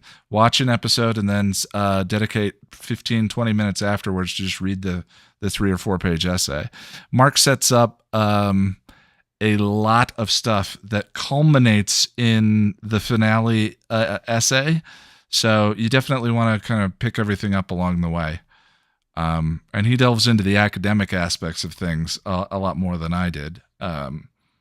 Which eventually, like, it was me sort of figuring out what my voice was, which is like video allows you a tremendous amount of theater and to draw on emotion. And I think that the power in that is to sort of present the academic information and the meaning and the structure, and then to sort of restate the emotion and like why this matters and why this matters to us, as opposed to just sort of broadly or universally. But anyway, we should move on if everyone's good with it. Let me go to Tom. How are you, Ian? Hello. I don't think energy drinks are good for me. And I have forgotten how. There we go. I had forgotten how to use Zoom. Yeah. Yeah. Anyway, other than that, I'm doing splendidly. How are you doing, bud? I'm all right. I'm okay. But Go ahead. so flooded. Flooded. One of the things this is the first episode of the season that has real humor in it.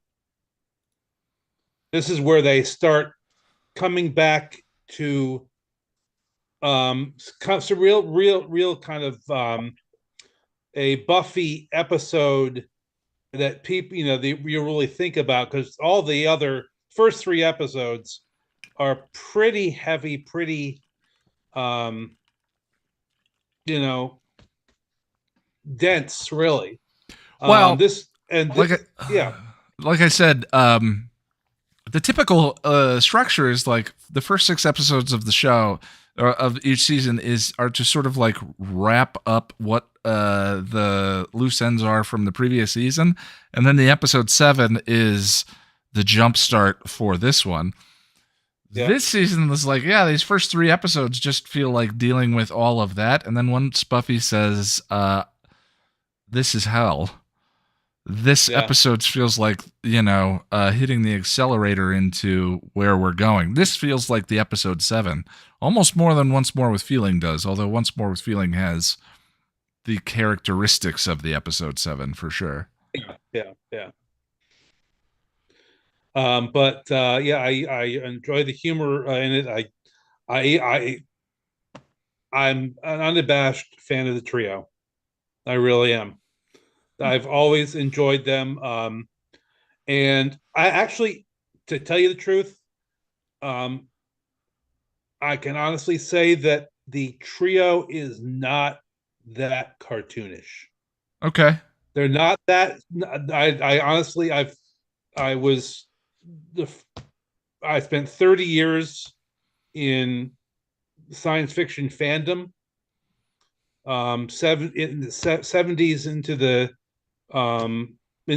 late 90s, 25, 30 years. I mean, it's a little bit exaggeration, but not that much. I knew all three of those guys multiple times with multiple people. Frankly, I've probably been those guys at various points. Maybe not Warren, but I definitely. Yeah. I mean, you know, Jonathan is there, but for the grace of Buffy goes Xander, right? Like, there's not a huge difference between those two guys, except Jonathan didn't have the influence of Willow. Actually, it's there, but for the grace of Willow goes Xander. Xander had the influence of those women in his life, and still has characteristics of those characters. So yeah, I agree, and I think it's just the tone does vacillate. This early stuff is very broad, but the more time we spend with them, the more they are allowed those conversations that, like we said, I'm pretty sure the writers, who are nerds themselves. Oh God, yes. Oh yeah, God, yes. 100% had conversations just like that. Yeah. Like the James Bond conversation is Moonraker is a travesty. That's all I'm gonna say. Like, it is so yeah, and I'm a fan of Timothy Dalton. I'm one of the rare the rare Timothy Dalton fans. So that I've had that conversation. George Lazenby, baby. I don't even think he comes up in conversation. Or do they all laugh about George Lazenby? No. Yeah. Yeah. No, Sean Connery is Bond. Yeah. Yeah, that one definitely. Oh, that's good, Patrick. Bring that up again if you would when we're chatting. So yeah, like the trio, like I said, they've grown on me. Yeah. Like a fungus. One of the things that people complain about this season that I understand, and I think the trio contribute to, is how different this season feels from the rest of the seasons. Right? So this is the big bad. Yeah. These guys. Really? Right? That is a huge change from what you think. Yeah. That's what you think. Exactly. And I think that's one of the powerful things about this season. But initially, I definitely understand, like, compare this to season 3, which is bright, shiny. The mayor is a very clear antagonist, giant man who wants to be a giant snake. You know, the master is very clear. Like, maybe there's some parallels to season 2, in that we didn't see Angel coming until all of that. But I get why the trio might be off-putting when you're used to the familiar structure of the previous seasons. Sure. Yeah. And I'm kind of convinced that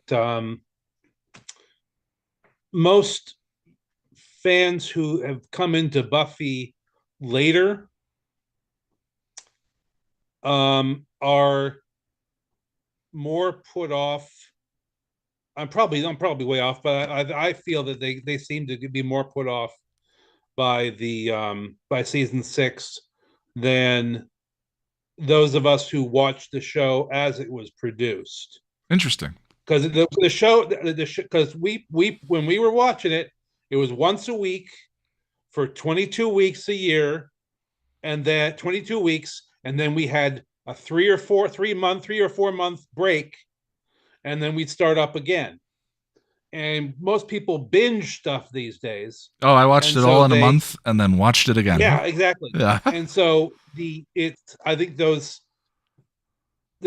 times between episodes and between seasons are very important, because if anything, we don't digest to the same degree anymore, and that certainly alters your experience of watching something. Yeah, I get that. I mean, I've experienced that through these discussions where certain episodes of Angel I was put off because of something that happened in this, but when we gave it time to breathe between the two episodes, I've enjoyed the episode more than I ever have, because these discussions is the closest I have to experiencing the aired version of it. Is taking the time to breathe between each episode, which I really enjoy, and I love how context and viewing type changes experience. It's a lot of fun. Yeah. When you're talking about Willow, when she has that line in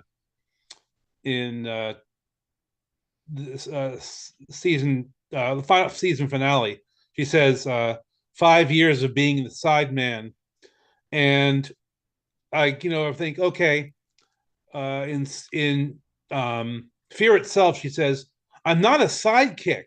I'm not your sidekick. Yeah. And then the first episode of season 5, I guess that shows why we're the sidekicks, when they're talking about Buffy running around and just like they shouldn't exercise that much. I guess that's why we're the sidekicks. I just wanted to point out, Josh pointed out to me the person who actually gave the wonderful Willow thesis was Sarah C., who is in the chat, 5x5 takes, and Jack is going to paste her Willow video into chat if you'd care to. It's a wonderful read on Willow's arc and character and all of that. Agreed. Go watch it. Not right now, but as soon as we're done. And Sarah, why here? Yeah. Well. Yeah. Anyway, sorry, Tom. Go ahead. Okay.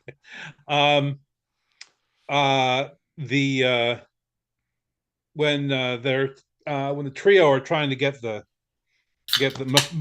Mfashnik to cookies, not kill them, and he said, and Jonathan says, well, I could do this spell that make you really cool to all the other demons, and I'm just wondering if he probably, I think he probably remembers that he cast it at some point, but he obviously doesn't remember what happened in that time. You're talking about, Jonathan in Superstar. Even at the very end of the episode, he says the memories are unclear, but yeah, interesting too. Because he doesn't remember, because if he did, either he would have maybe learned the lesson.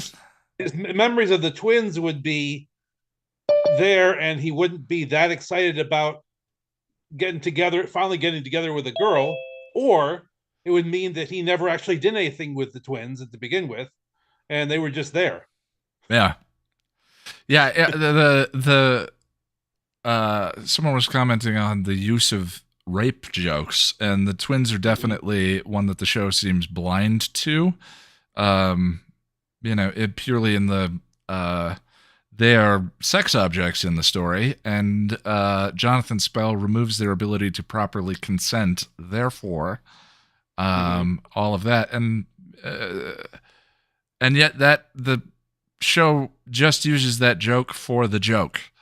There are no consequences shown for the twins or what happened or any of that. Yeah, it's interesting. Maybe this season is in some way a response to, because that was an Espenson episode, or at least we never know which writer ended up what percentage of an episode a writer writes before they're the ones whose name ends up on the final episode. That's an Espenson episode, and so is this. No, that because Superstar was a Espenson episode. This is a Petrie episode. Petrie and Espenson episode. It's interesting. This season almost feels like a reaction to some of the stuff that even Buffy the show was not commenting on. Yeah. It also just so happens that the showrunner changed this season, and this season is Marty's the showrunner. So curious that, but anyway. I've had enough of talking about the previous showrunner for my day. And Go ahead, Tom. and also I want to give a little shout out to Sean, because I also am a big fan of I, Robot You, Jane. And actually, see, you're in a good place, Sean. there was a podcast I used to listen to that ran with a kind of a joke about that, and they would pretty much at some point during every podcast they would bring up the phrase "praise Moloch." It's like they were.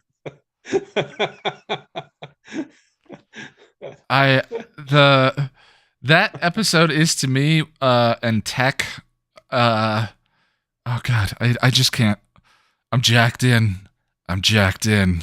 Yeah. I just actually can't. Why is she saying what she's typing into the computer? Sorry. This is not. No, I apologize. Okay. I apologize. I get easily worked up. Was there one more thing you want to throw out about the episode, Tom? No, I think I'm good. Thanks. All right. Let me go over to Patrick, and then we're gonna go to our late arrival, Sarah. Why am I drawing a blank? There we go. Patrick, hello. I love that background. Hello, Ian Rich. Oh, thank you. It's a comic cover. That's beautiful. I had to hunt for the black and white version that would, at max res, that would actually fit on my phone screen. So it doubles as my background while we're running through season 6 of this. I appreciate the attention to pixels. I have zero artistic ability. I can barely draw stick figures, so I appreciate it in anyone else. Yeah. Well, tell me about Flooded. I loved what you typed in chat, but I'm not sure everyone else can read the chat at the bottom of the window. I can talk all your ears off, so I'm pretty good at that. Yeah. So let's see. I don't know. I feel like this is co-build, but you've rewatched Buffy enough times, you start to get a feel for the writers' voices. This really feels like an Espenson Noxon to me. No, see, there's a kind of sparseness to Petrie's writing style, and he has very understated jokes. And when Buffy's joking with like Giles on the mat, like that's Petrie. In my ear, he wrote the scene with Giles and Willow, and the scene with Buffy and Willow, and the scene with Buffy and Giles. And Espenson wrote the kind of connective tissue ones. That's how it feels to me. Yeah, I don't have. I mean, Cookies is an Espenson all day, but I don't have the trio stuff. I feel like Whedon probably trusted her alone with the trio dialogue and no one else. 100%. Well, just my read on that. Espenson loves Jonathan. I mean, having written Superstar and all of that, I think if you listen to the commentary, she talks about how much she loved that character and all of that. And I think it's not Bandcan, Earshot. Didn't she write Earshot, which is another Jonathan episode? The Mutant Enemy, actually, fun fact about that one, the Mutant Enemy Writers podcast, when they had the writers reunion and they put out that podcast from years ago, Espenson was on it. She said, she didn't say it. I think it was David Greenwalt was like, yeah, that was the only time I was ever in one of Joss's rooms and anybody ever got an episode written without any story break modifications. She came with that idea on a Friday afternoon and they were like, okay, everyone go home for the weekend. Jane, you got this. We don't need to do anything else. I don't know if have I told my Jane Espenson story about that episode and my interaction with her on Twitter? I have not heard this in any case. I don't know. Jack, am I making a mistake in telling that story? Sorry, what?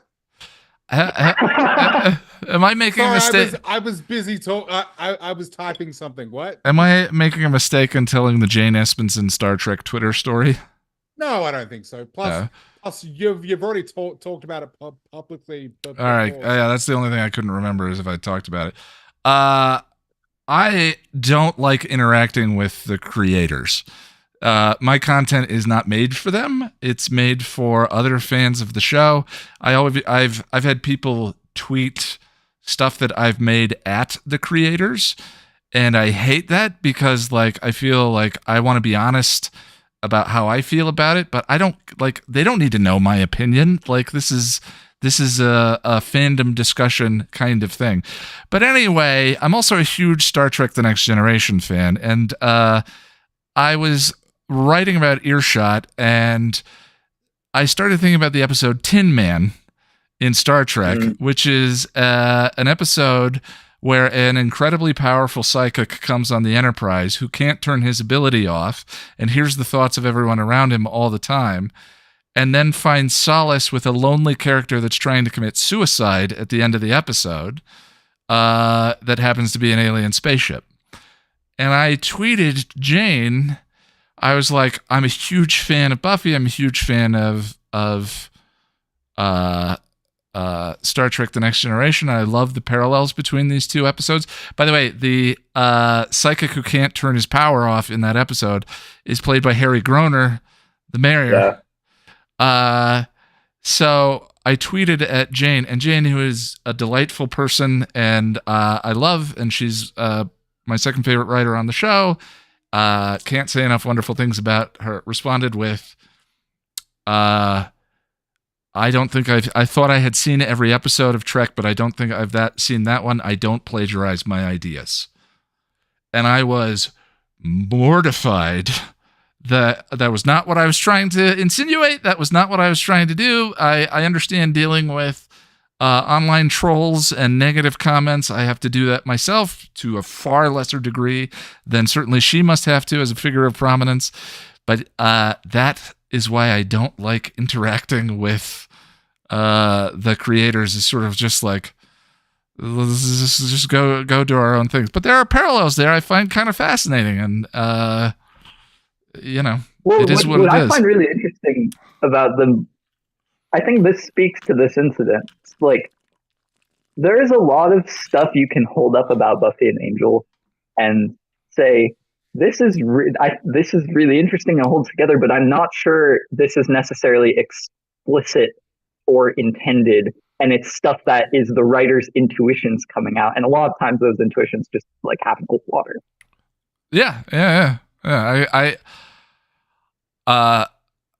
I think there's a lot of stuff that in the final, which is why it was separation of art versus the artist is a thing, right? Because like, at the end of the day, intent is less important than just the discussion of the finished product, and what we culturally take from it, or culturally and individually take from it, is intention doesn't matter as much. Like the lesbian subtext with Faith and Buffy was not intended. It was by Eliza, but she kept that to herself. And at the end of the day, even like I've told that story on the channel, even Whedon was arguing with people on the online forum. It was like, you guys just want to see two girls kissing.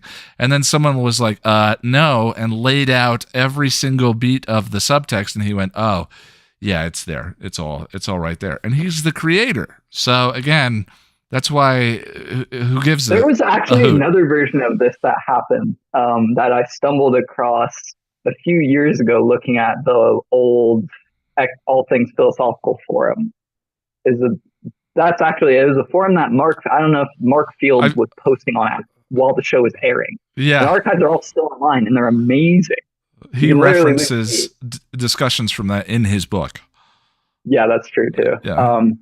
But there is a case of like, people documented this at the time. It was David Fury getting really upset when people pointed out instances of Spike's altruism or Spike's capacity for benevolence or good action. And he wrote Crush as a response to it. Interesting. He was very keen on taking characters that had gotten backed into corners and just like really laying things bare for them, I guess. He loved Harmony for that reason, because he was like, Harmony was always stumbling into blind spots. So that appealed to me about her. It's funny, when I think of certain characters, I think of the writer that's sort of iconic for that character, like Marty and Oz. Yeah. And definitely, I think David Fury and Harmony are synonymous in my head.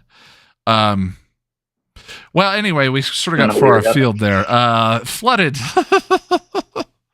Yes, we're wont to do that. So I think Lauren brought up flooded as like drowning in debt. I think I love that. definitely true, but there's also a sense in which like Buffy's unconscious is flooded, or her capacity to cope, and we just see water spilling out. Like we see just words spilling out of her later. It's like she's just saying that it's just what's coming out. And if you know, if you've ever been in that state of just depression or despair, like, and you watch Geller's acting, like, you know, you don't need to describe it. It's just everything is there. You compare early season Buffy, like, who is bubbly and pleasant and excited, who's a teenager, who is an excitable teenager, to her performance here. It really does. The contrast between those two just speaks wonders of Sarah's performance this season. It's so good. It almost, I feel like it took so much out of her. It's like it weakened season 7 in retrospect. Is kind of the read I get on that. It's like a lot of like, and I'm a, you know, you should know by now, I love season 7. I actually probably prefer it to season 6, but those fighting words. There are listless moments of Geller's performance in season 7. I think that's beyond argument. Interesting. Okay. Well, I mean, she's and of her own admitting she was burned out at that point, right? And yeah, like with all good reason and all that. Yeah, 100%. Yeah. So the crux of this episode for me is the Willow Giles scene. It's like the Buffy stuff is hard to talk about in isolation. It's just kind of, she has a disposition that will not get changed until she is reminded that like she can, you know, there are still room for her to grow, and she isn't totally losing her humanity by committing to that path. That it's possible for her to commit to that path without losing her humanity. But this Willow stuff is just so specific, and like it keys into just, I think, like Willow, will, spirit, like that is that one, in one sense, a very abstract thing, but in another sense, it's just like movement, getting shit done. And, you know, I want to help that. In the going all the way back to the pilot. That would kind of like Willow's self-worth and her self-esteem with the group being so tied up into that I want to help. Yeah. That the one I'm reminded of is her not going to college out of state. It's a good fight, Buffy. It's a fight I want to be a part of. And I think the even bigger one for me is absolutely no holds barred, no regard for anything but the bottom line, the mission, the objective, cursing Angelus with her first spell. I mean, I can't think about Willow in this season without thinking about Willow and becoming. Every single big scene, I go back to that. Yeah. And I go back to something else too about the early season. I just thought about like how I've never really thought about the soul is a curse, and every character on the show is cursed with it. You know, there's almost there's freedom in being soulless, but there's not meaning.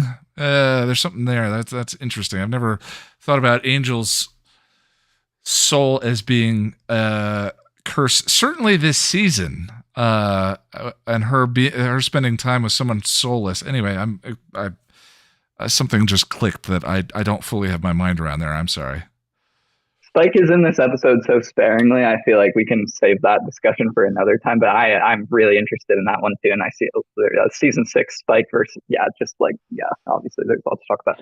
But Willow. So the way I kind of got a hold on this when I was thinking about this earlier today was, Buffy is the type of person who needs support, but not guidance. When the really big shit, Buffy goes away on her own. She deals with it on her own. She figures it out. that's not to me a sign of strength or weakness. She knows when she needs her friends, but she knows really when it comes down to it, and Tara's the same way, I think. With the glaring exception of Buffy's resurrection, when they're self-contained in that sense. Willow is not. Willow needs guidance. Well, Giles, arguably Xander might need guidance too, but sure, that's fair enough. And Yeah. I guess the point applies. Point applies to Xander too. But Giles warns Willow in Becoming, and then just like basically is like, yeah, I trust you, for reasons that are totally unclear to me and are not backed up by anything he observes. He You're talking trusts about her. this may open a door you're not able to close, Exactly, and then lets her cast Instead- magic when he's been a drug addict with magic before. Don't worry, a little touch of heroin. And that's it. Just ramps up like exponentially from there. Like, Yeah.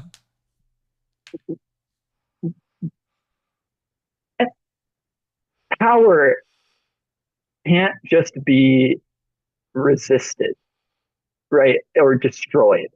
It has to be grappled with on its own terms and harnessed and rooted, directed healthily. And this is the fundamental blockage for both Buffy and Willow.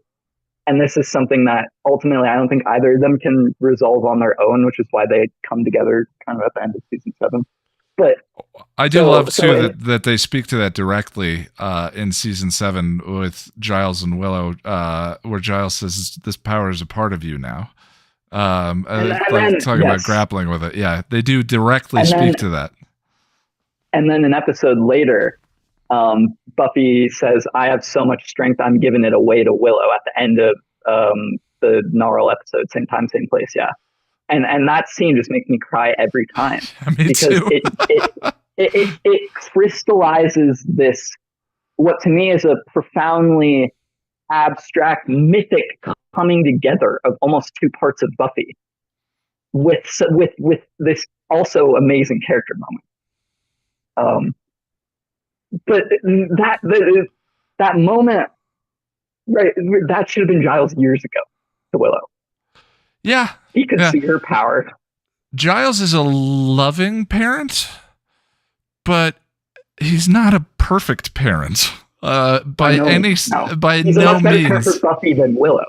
If we wanna or Hank. Extend this analogy. I feel so weird about Hank. I mean, he's a better parent for Buffy than he is for Willow, not than Hank. Oh, yeah. And one of my problems with one of my active criticisms of Giles is if you look at the way he treats Xander throughout the seasons, Xander has no guidance. Xander is, to some degree, Xander's problems are his responsibility, but not his fault. There's a lack of nurture there, clearly with his parents, but he does not receive the same sort of guidance and affection from Xander that that Willow and Buffy do. I'm picking on Willow. I think it's equally true of Xander. Yeah. I just think I think maybe even more so higher with Willow because exactly. It's been reality. Yeah. Well, I do need to move on. Is there one more thing you want to throw out about the episode? Lauren had another insight that I was like, there's something here.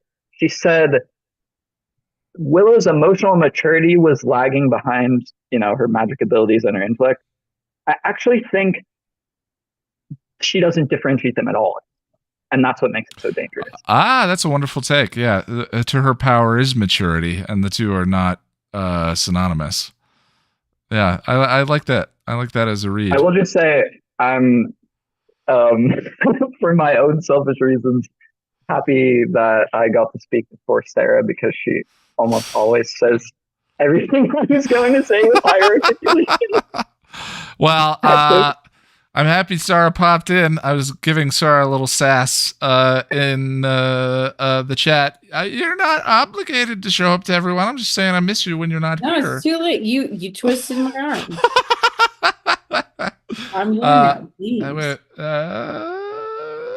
Why do I always forget how to do this? Stop video, SN, mute, chat, pin. There we go. Hello. So not much to say on Flooded. I mean, it's just also, Patrick, I didn't quite hear what you said. You said that I say the things you're going to say before you. Is that what it was? Yes, but with higher articulation. I don't know if that's entirely true, but you know, I'll take it. Sorry, you can go first next time, and then I'll just leave the call once all my points have been made by someone. No, we're even. We're even now. Teasing. Yes. Perfect.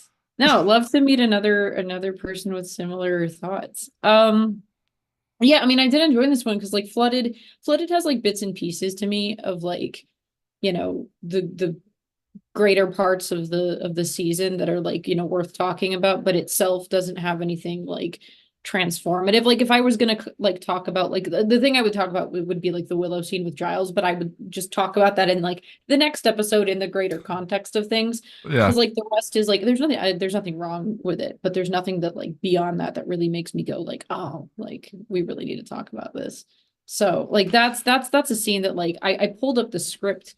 Well, it's a whole bunch of setup. The episode, that's what I say is like, as an episode 7, it just feels almost more like an episode 7 than the episode 7. But I mean, Once More with Feeling is such an artistic exercise in the way of Hush and the rest of them. Yeah. Yeah. I mean, I was gonna say I wait. What was that look? I said Once More with Feeling, and you had a look. I'm very curious. No, there was okay. no Okay. look. I was just like, I love art. I'm sorry. There's truly no meaning. I just have a face. I'm so sorry. No. I thought there was I thought there was a hot take there, and I was dying to hear it. I love your hot takes. It's a good episode. I think it's a great episode, but we'll talk about that another time. I think it's all right. Phenomenal.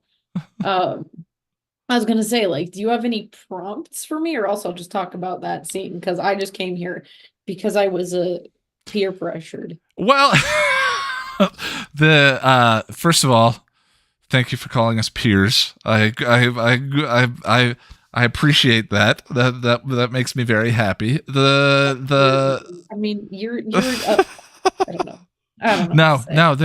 The second of all, the one thing that I brought that sort of threw me off about the Giles and Willow scene was you're an incredibly stupid girl. It's a minor take. It's a minor quibble. As in, you think he wouldn't say that, or you think he shouldn't have said that? I don't think Giles would say that. That is so. It feels beneath him to like. The conflict was necessary. The conflict is very rich. I'd like incredibly important. I love every beat of the conflict, but that line for me lands with a thud. Just as to it from in the script, she's bragging about. Yeah, she's like rambling about everything that happened and what she did. I mean, I think I never really thought twice about it, and I think this is probably just a testament to Anthony. Because I think he it got me. You know what I mean? So I believed it. But I can see what you're saying. What would he have said instead? We'll make this a collaborative conversation. I'm very disappointed in you. Like that, something a father might say that is equally devastating. Like, I think the line is intended to be a shocking turn in the scene, and it works in that way. It just feels to me like something that's beneath him, you know. But I could see Giles using that, especially saying to Willow how disappointed he is in her. Which is the subtext of that scene, all of that would be even more devastating. But as it is, it's like, I almost feel like the response to that is, I'm rubber and you're glue. Pardon, I didn't catch the last bit. It's a childish insult to me. Stupid. Yeah. You're stupid. No, you're stupid. Yeah, exactly. Yeah, exactly. Yeah, I mean, maybe that's just me. Maybe that's just me. Well, And again, that's it's fair. a I very mean, even it's a if it very is- minor point.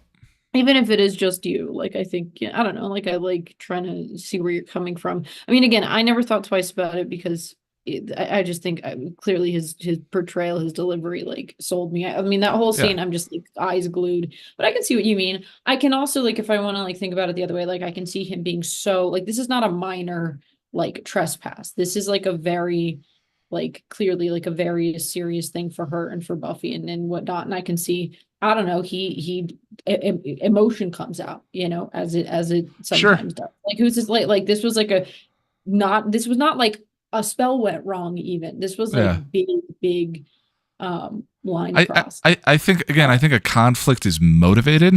I think there's a something that I find frustrating this season when I watch it is that certain aspects of the language, the language of the characters, the intelligence of the dialogue does not feel completely on par with previous seasons. The season is still brilliant, but as another example, Bitch is gonna see a change. Well, that is just a cheap misdirect. I don't like 100%, right? But the number of times, someone has done a count of the number of times they say "bitch" in this season. It would track way up. It would track with the theme or one of the themes of the season. I think that I don't know who says it, but with the trio being what they are, I would wager that a good chunk of those quotations can be attributed to the trio. Yeah. I mean, that's fair. I see what you're saying. I was gonna say something, and then I got. Okay, so two things. One, Giles in the Dark Age. He's not abusing magic per se. He's getting possessed, and like the possession is like the extraordinary high. That is like a little minor thing that I've heard people say. And I'm like, it's not the magic itself, it's the possession. However, so it's whatever.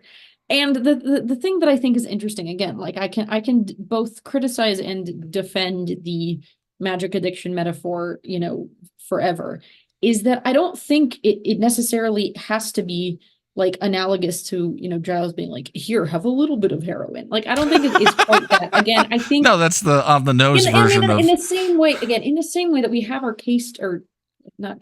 our control group of like Tara as, for example, who has been doing magic her whole life, who is not like, who's your supplier? Like there's none of that, right? Which is metatextually because Tara doesn't have an addiction arc, but also like within the actual text, you can go, I mean, the same way that, any sort of thing, whether it's a literal substance or whatever something else is, that is, there's their noise outside. That creates a dependency, right? For some people, it can be positive and connective and wonderful, and for other people, it can be like toxic. I think it more speaks to the personality of the user rather than just like, well, magic was lesbian sex and now it's drugs. Like that, it's like, well, it's not saying that lesbian sex equals drugs. It's saying that magic is this very malleable, very like. Buffy magic is extremely soft, which is fine, but embrace it. And so it is, if you're going to define it in any way, it is emotional expression that comes from the user, especially when it relates to Willow, which can sometimes be lesbian sex and can sometimes be, I don't really feel like having an argument, so we're just not going to do that. Those are both emotional expressions, right? Sure. So it's not, so I just, this is my hopefully partially on topic thing that still has to do with the Willow Giles conversation, because I think it's so sick. I can talk more specifically about that, but I'll stop talking for a second. No. I mean, we're about right at the end here. Shut up, God. Not in the slightest. I'm very glad you decided to pop in, and don't let me guilt trip you. Like, I'm a little angel, Kenny. Of course I can be guilt tripped. Just be, hey, bud, I got more important things to do, like hanging out in the chat and talking. Yeah, can do. I mean, I'll say last thing. I mean, I'll probably, if I think of anything with the conversation itself, I'll bring it up next time. I think Yeah. I think it's wonderful. I think like at every turn, there's something like just so incisive. Like you should say congratulations, just like she says to Tara, like the Buffy should say thank you, right? Like, which I think is Oh, so God, that's so fascinating. brutal. It's so fascinating. Yeah. Oh, it's so fascinating. God, I'm like energized now.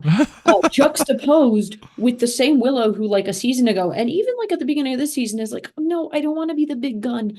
And then you have this like, no, I did what no one else could do. Like, tell me I'm so cool, right? I love that those two things coexist side by side. It is brilliant. Do we have hints of this? Do we have hints of this bravado before this season? Like, oh, do we? Hit me. Oh, I don't have crackle knuckles. I mean, one that comes to mind that is a bit, this is a bit of a deep cut. This is because Willow Rosenberg has, when I was 15 years old, infected my brain, and I wish I could have removed the mold. But it is, there's one, I think it's there's one in Go Fish, and there's one in Earshot, where Willow is talking to Jonathan. I think it's actually both times, and I can't quote it specifically, I will find it. But she's essentially talking to Jonathan as though she is talking to herself, and she's like, you wanted to get revenge, you wanted to show them that you were like so much better, you know, something like that, right? And there's that beat. I think it's in Go Fish, and I think it's also in Earshot, and I will find the quote, and I will find it. But it's essentially that, like the nerd power fantasy, the one day I'm gonna be able to do what they can, and they're gonna see. That attitude has absolutely been there as early as freaking season 2, which is why I will hold that Willow's arc is one of the top 2 in either show, because even when the show is not even when things are not about her, even when the focus is not about like her arc is happening. There are little bits of conversation, like it's still progressing, and it is beautiful. So yes, it was. Which is what gets me like giddy every time I rewatch the show. I'm like, oh my God, we're seeding this so early. Lauren points out, what, how do I print? Deliver. And then Cordy hits the delete button and deletes her essay, which again, computers don't work that way, but I love it. That way. But honestly, as she should have, especially in like those early seasons, like girl, that Cordelia terrorized you for years. Go on. Do it. Hell yeah. Love to see it. Yeah.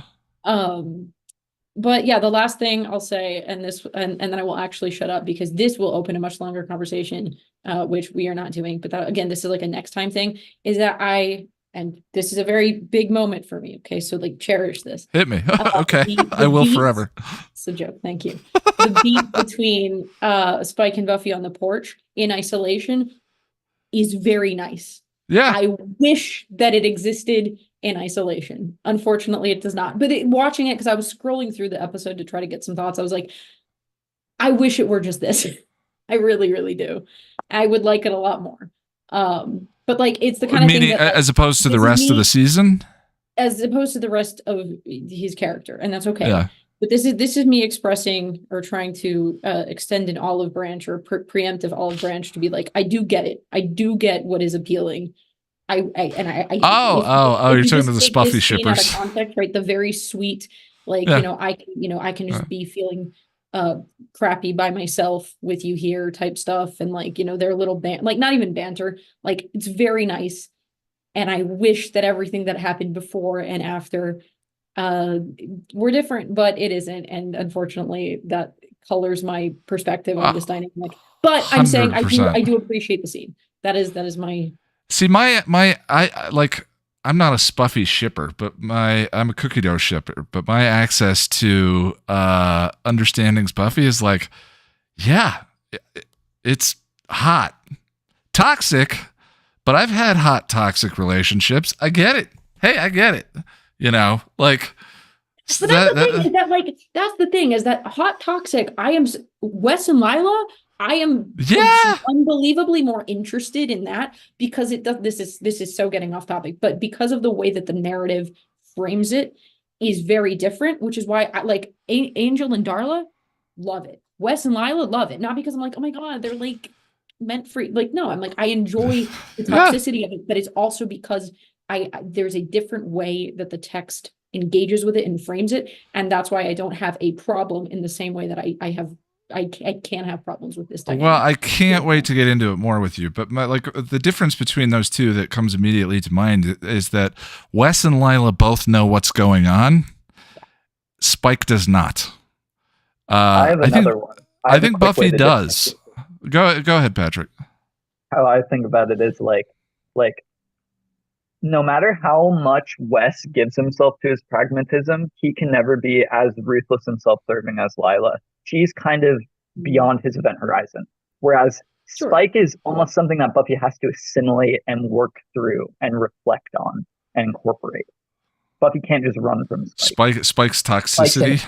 But Spike is Buffy's animus. Lila is very much not Wes's animus. We'll talk more as the season progresses. I'm sure we'll get into the weeds of it. But this was just like me just trying to show you, like, hands up, like I promise for things I say later, I am not here to be a hater. I swear. I'm a lover at my core, I promise.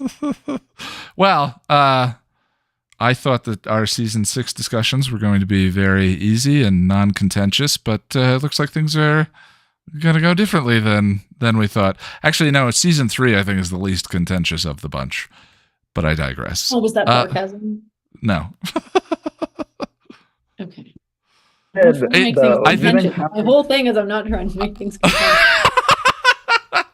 We should have just the argument stream one day where we just the friendly. Okay, that's fine.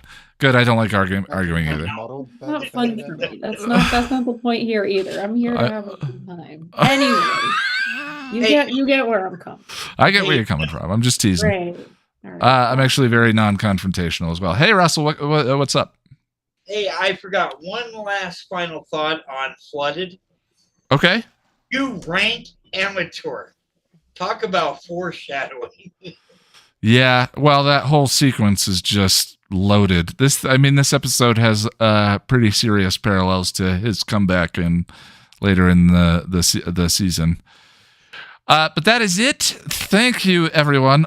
Always an enjoyable conversation. We went about 30 minutes over this time. I'm sorry. I like to try and get everyone out around the 2-hour mark. I wasn't as on the timer as I should have been. But I just like talking. But my bad. What are we watching in 2 weeks? That old gang of mine, Angel Season 3. Oh, God. I missed that vision thing. Boo! Everyone booed. Tomato. I missed that vision thing because, like, the only thing to do is just excoriate Jeff Bell for just his all-around terrible. Hey, Josh, Josh did a wonderful job of it. I also hate him. Josh, you guys should team up. You guys should find Jeffrey Bell and not do anything illegal. Vindication. We have that old gang of mine though hurts because it's my mirror. I hate it. We have done this before, and I'm just going to raise this as a possibility right now. Everyone who would like to skip that old gang of mine, raise your hand. My hand. Wait. What's the episode after? See if there's any gems. I think it's Carpe Noctem, and that one's even worse. Oh, it's I'm pretty sure that's the next episode. That's low-key even worse. No. All right. I tried. I got outvoted, Russell. Democracy was fair. Anything. I don't want to skip any episode of anything. What was the one we skipped? That's skipping. We skipped Happy Anniversary. Yeah. I'm not a fan of skipping myself. Not really. All right. Hey, I didn't. A beat at the end of. There's I'm not a dictator. At the end of Old Gang of Mine that's worth talking about, but I feel like it can be talked about separately from the racist episode.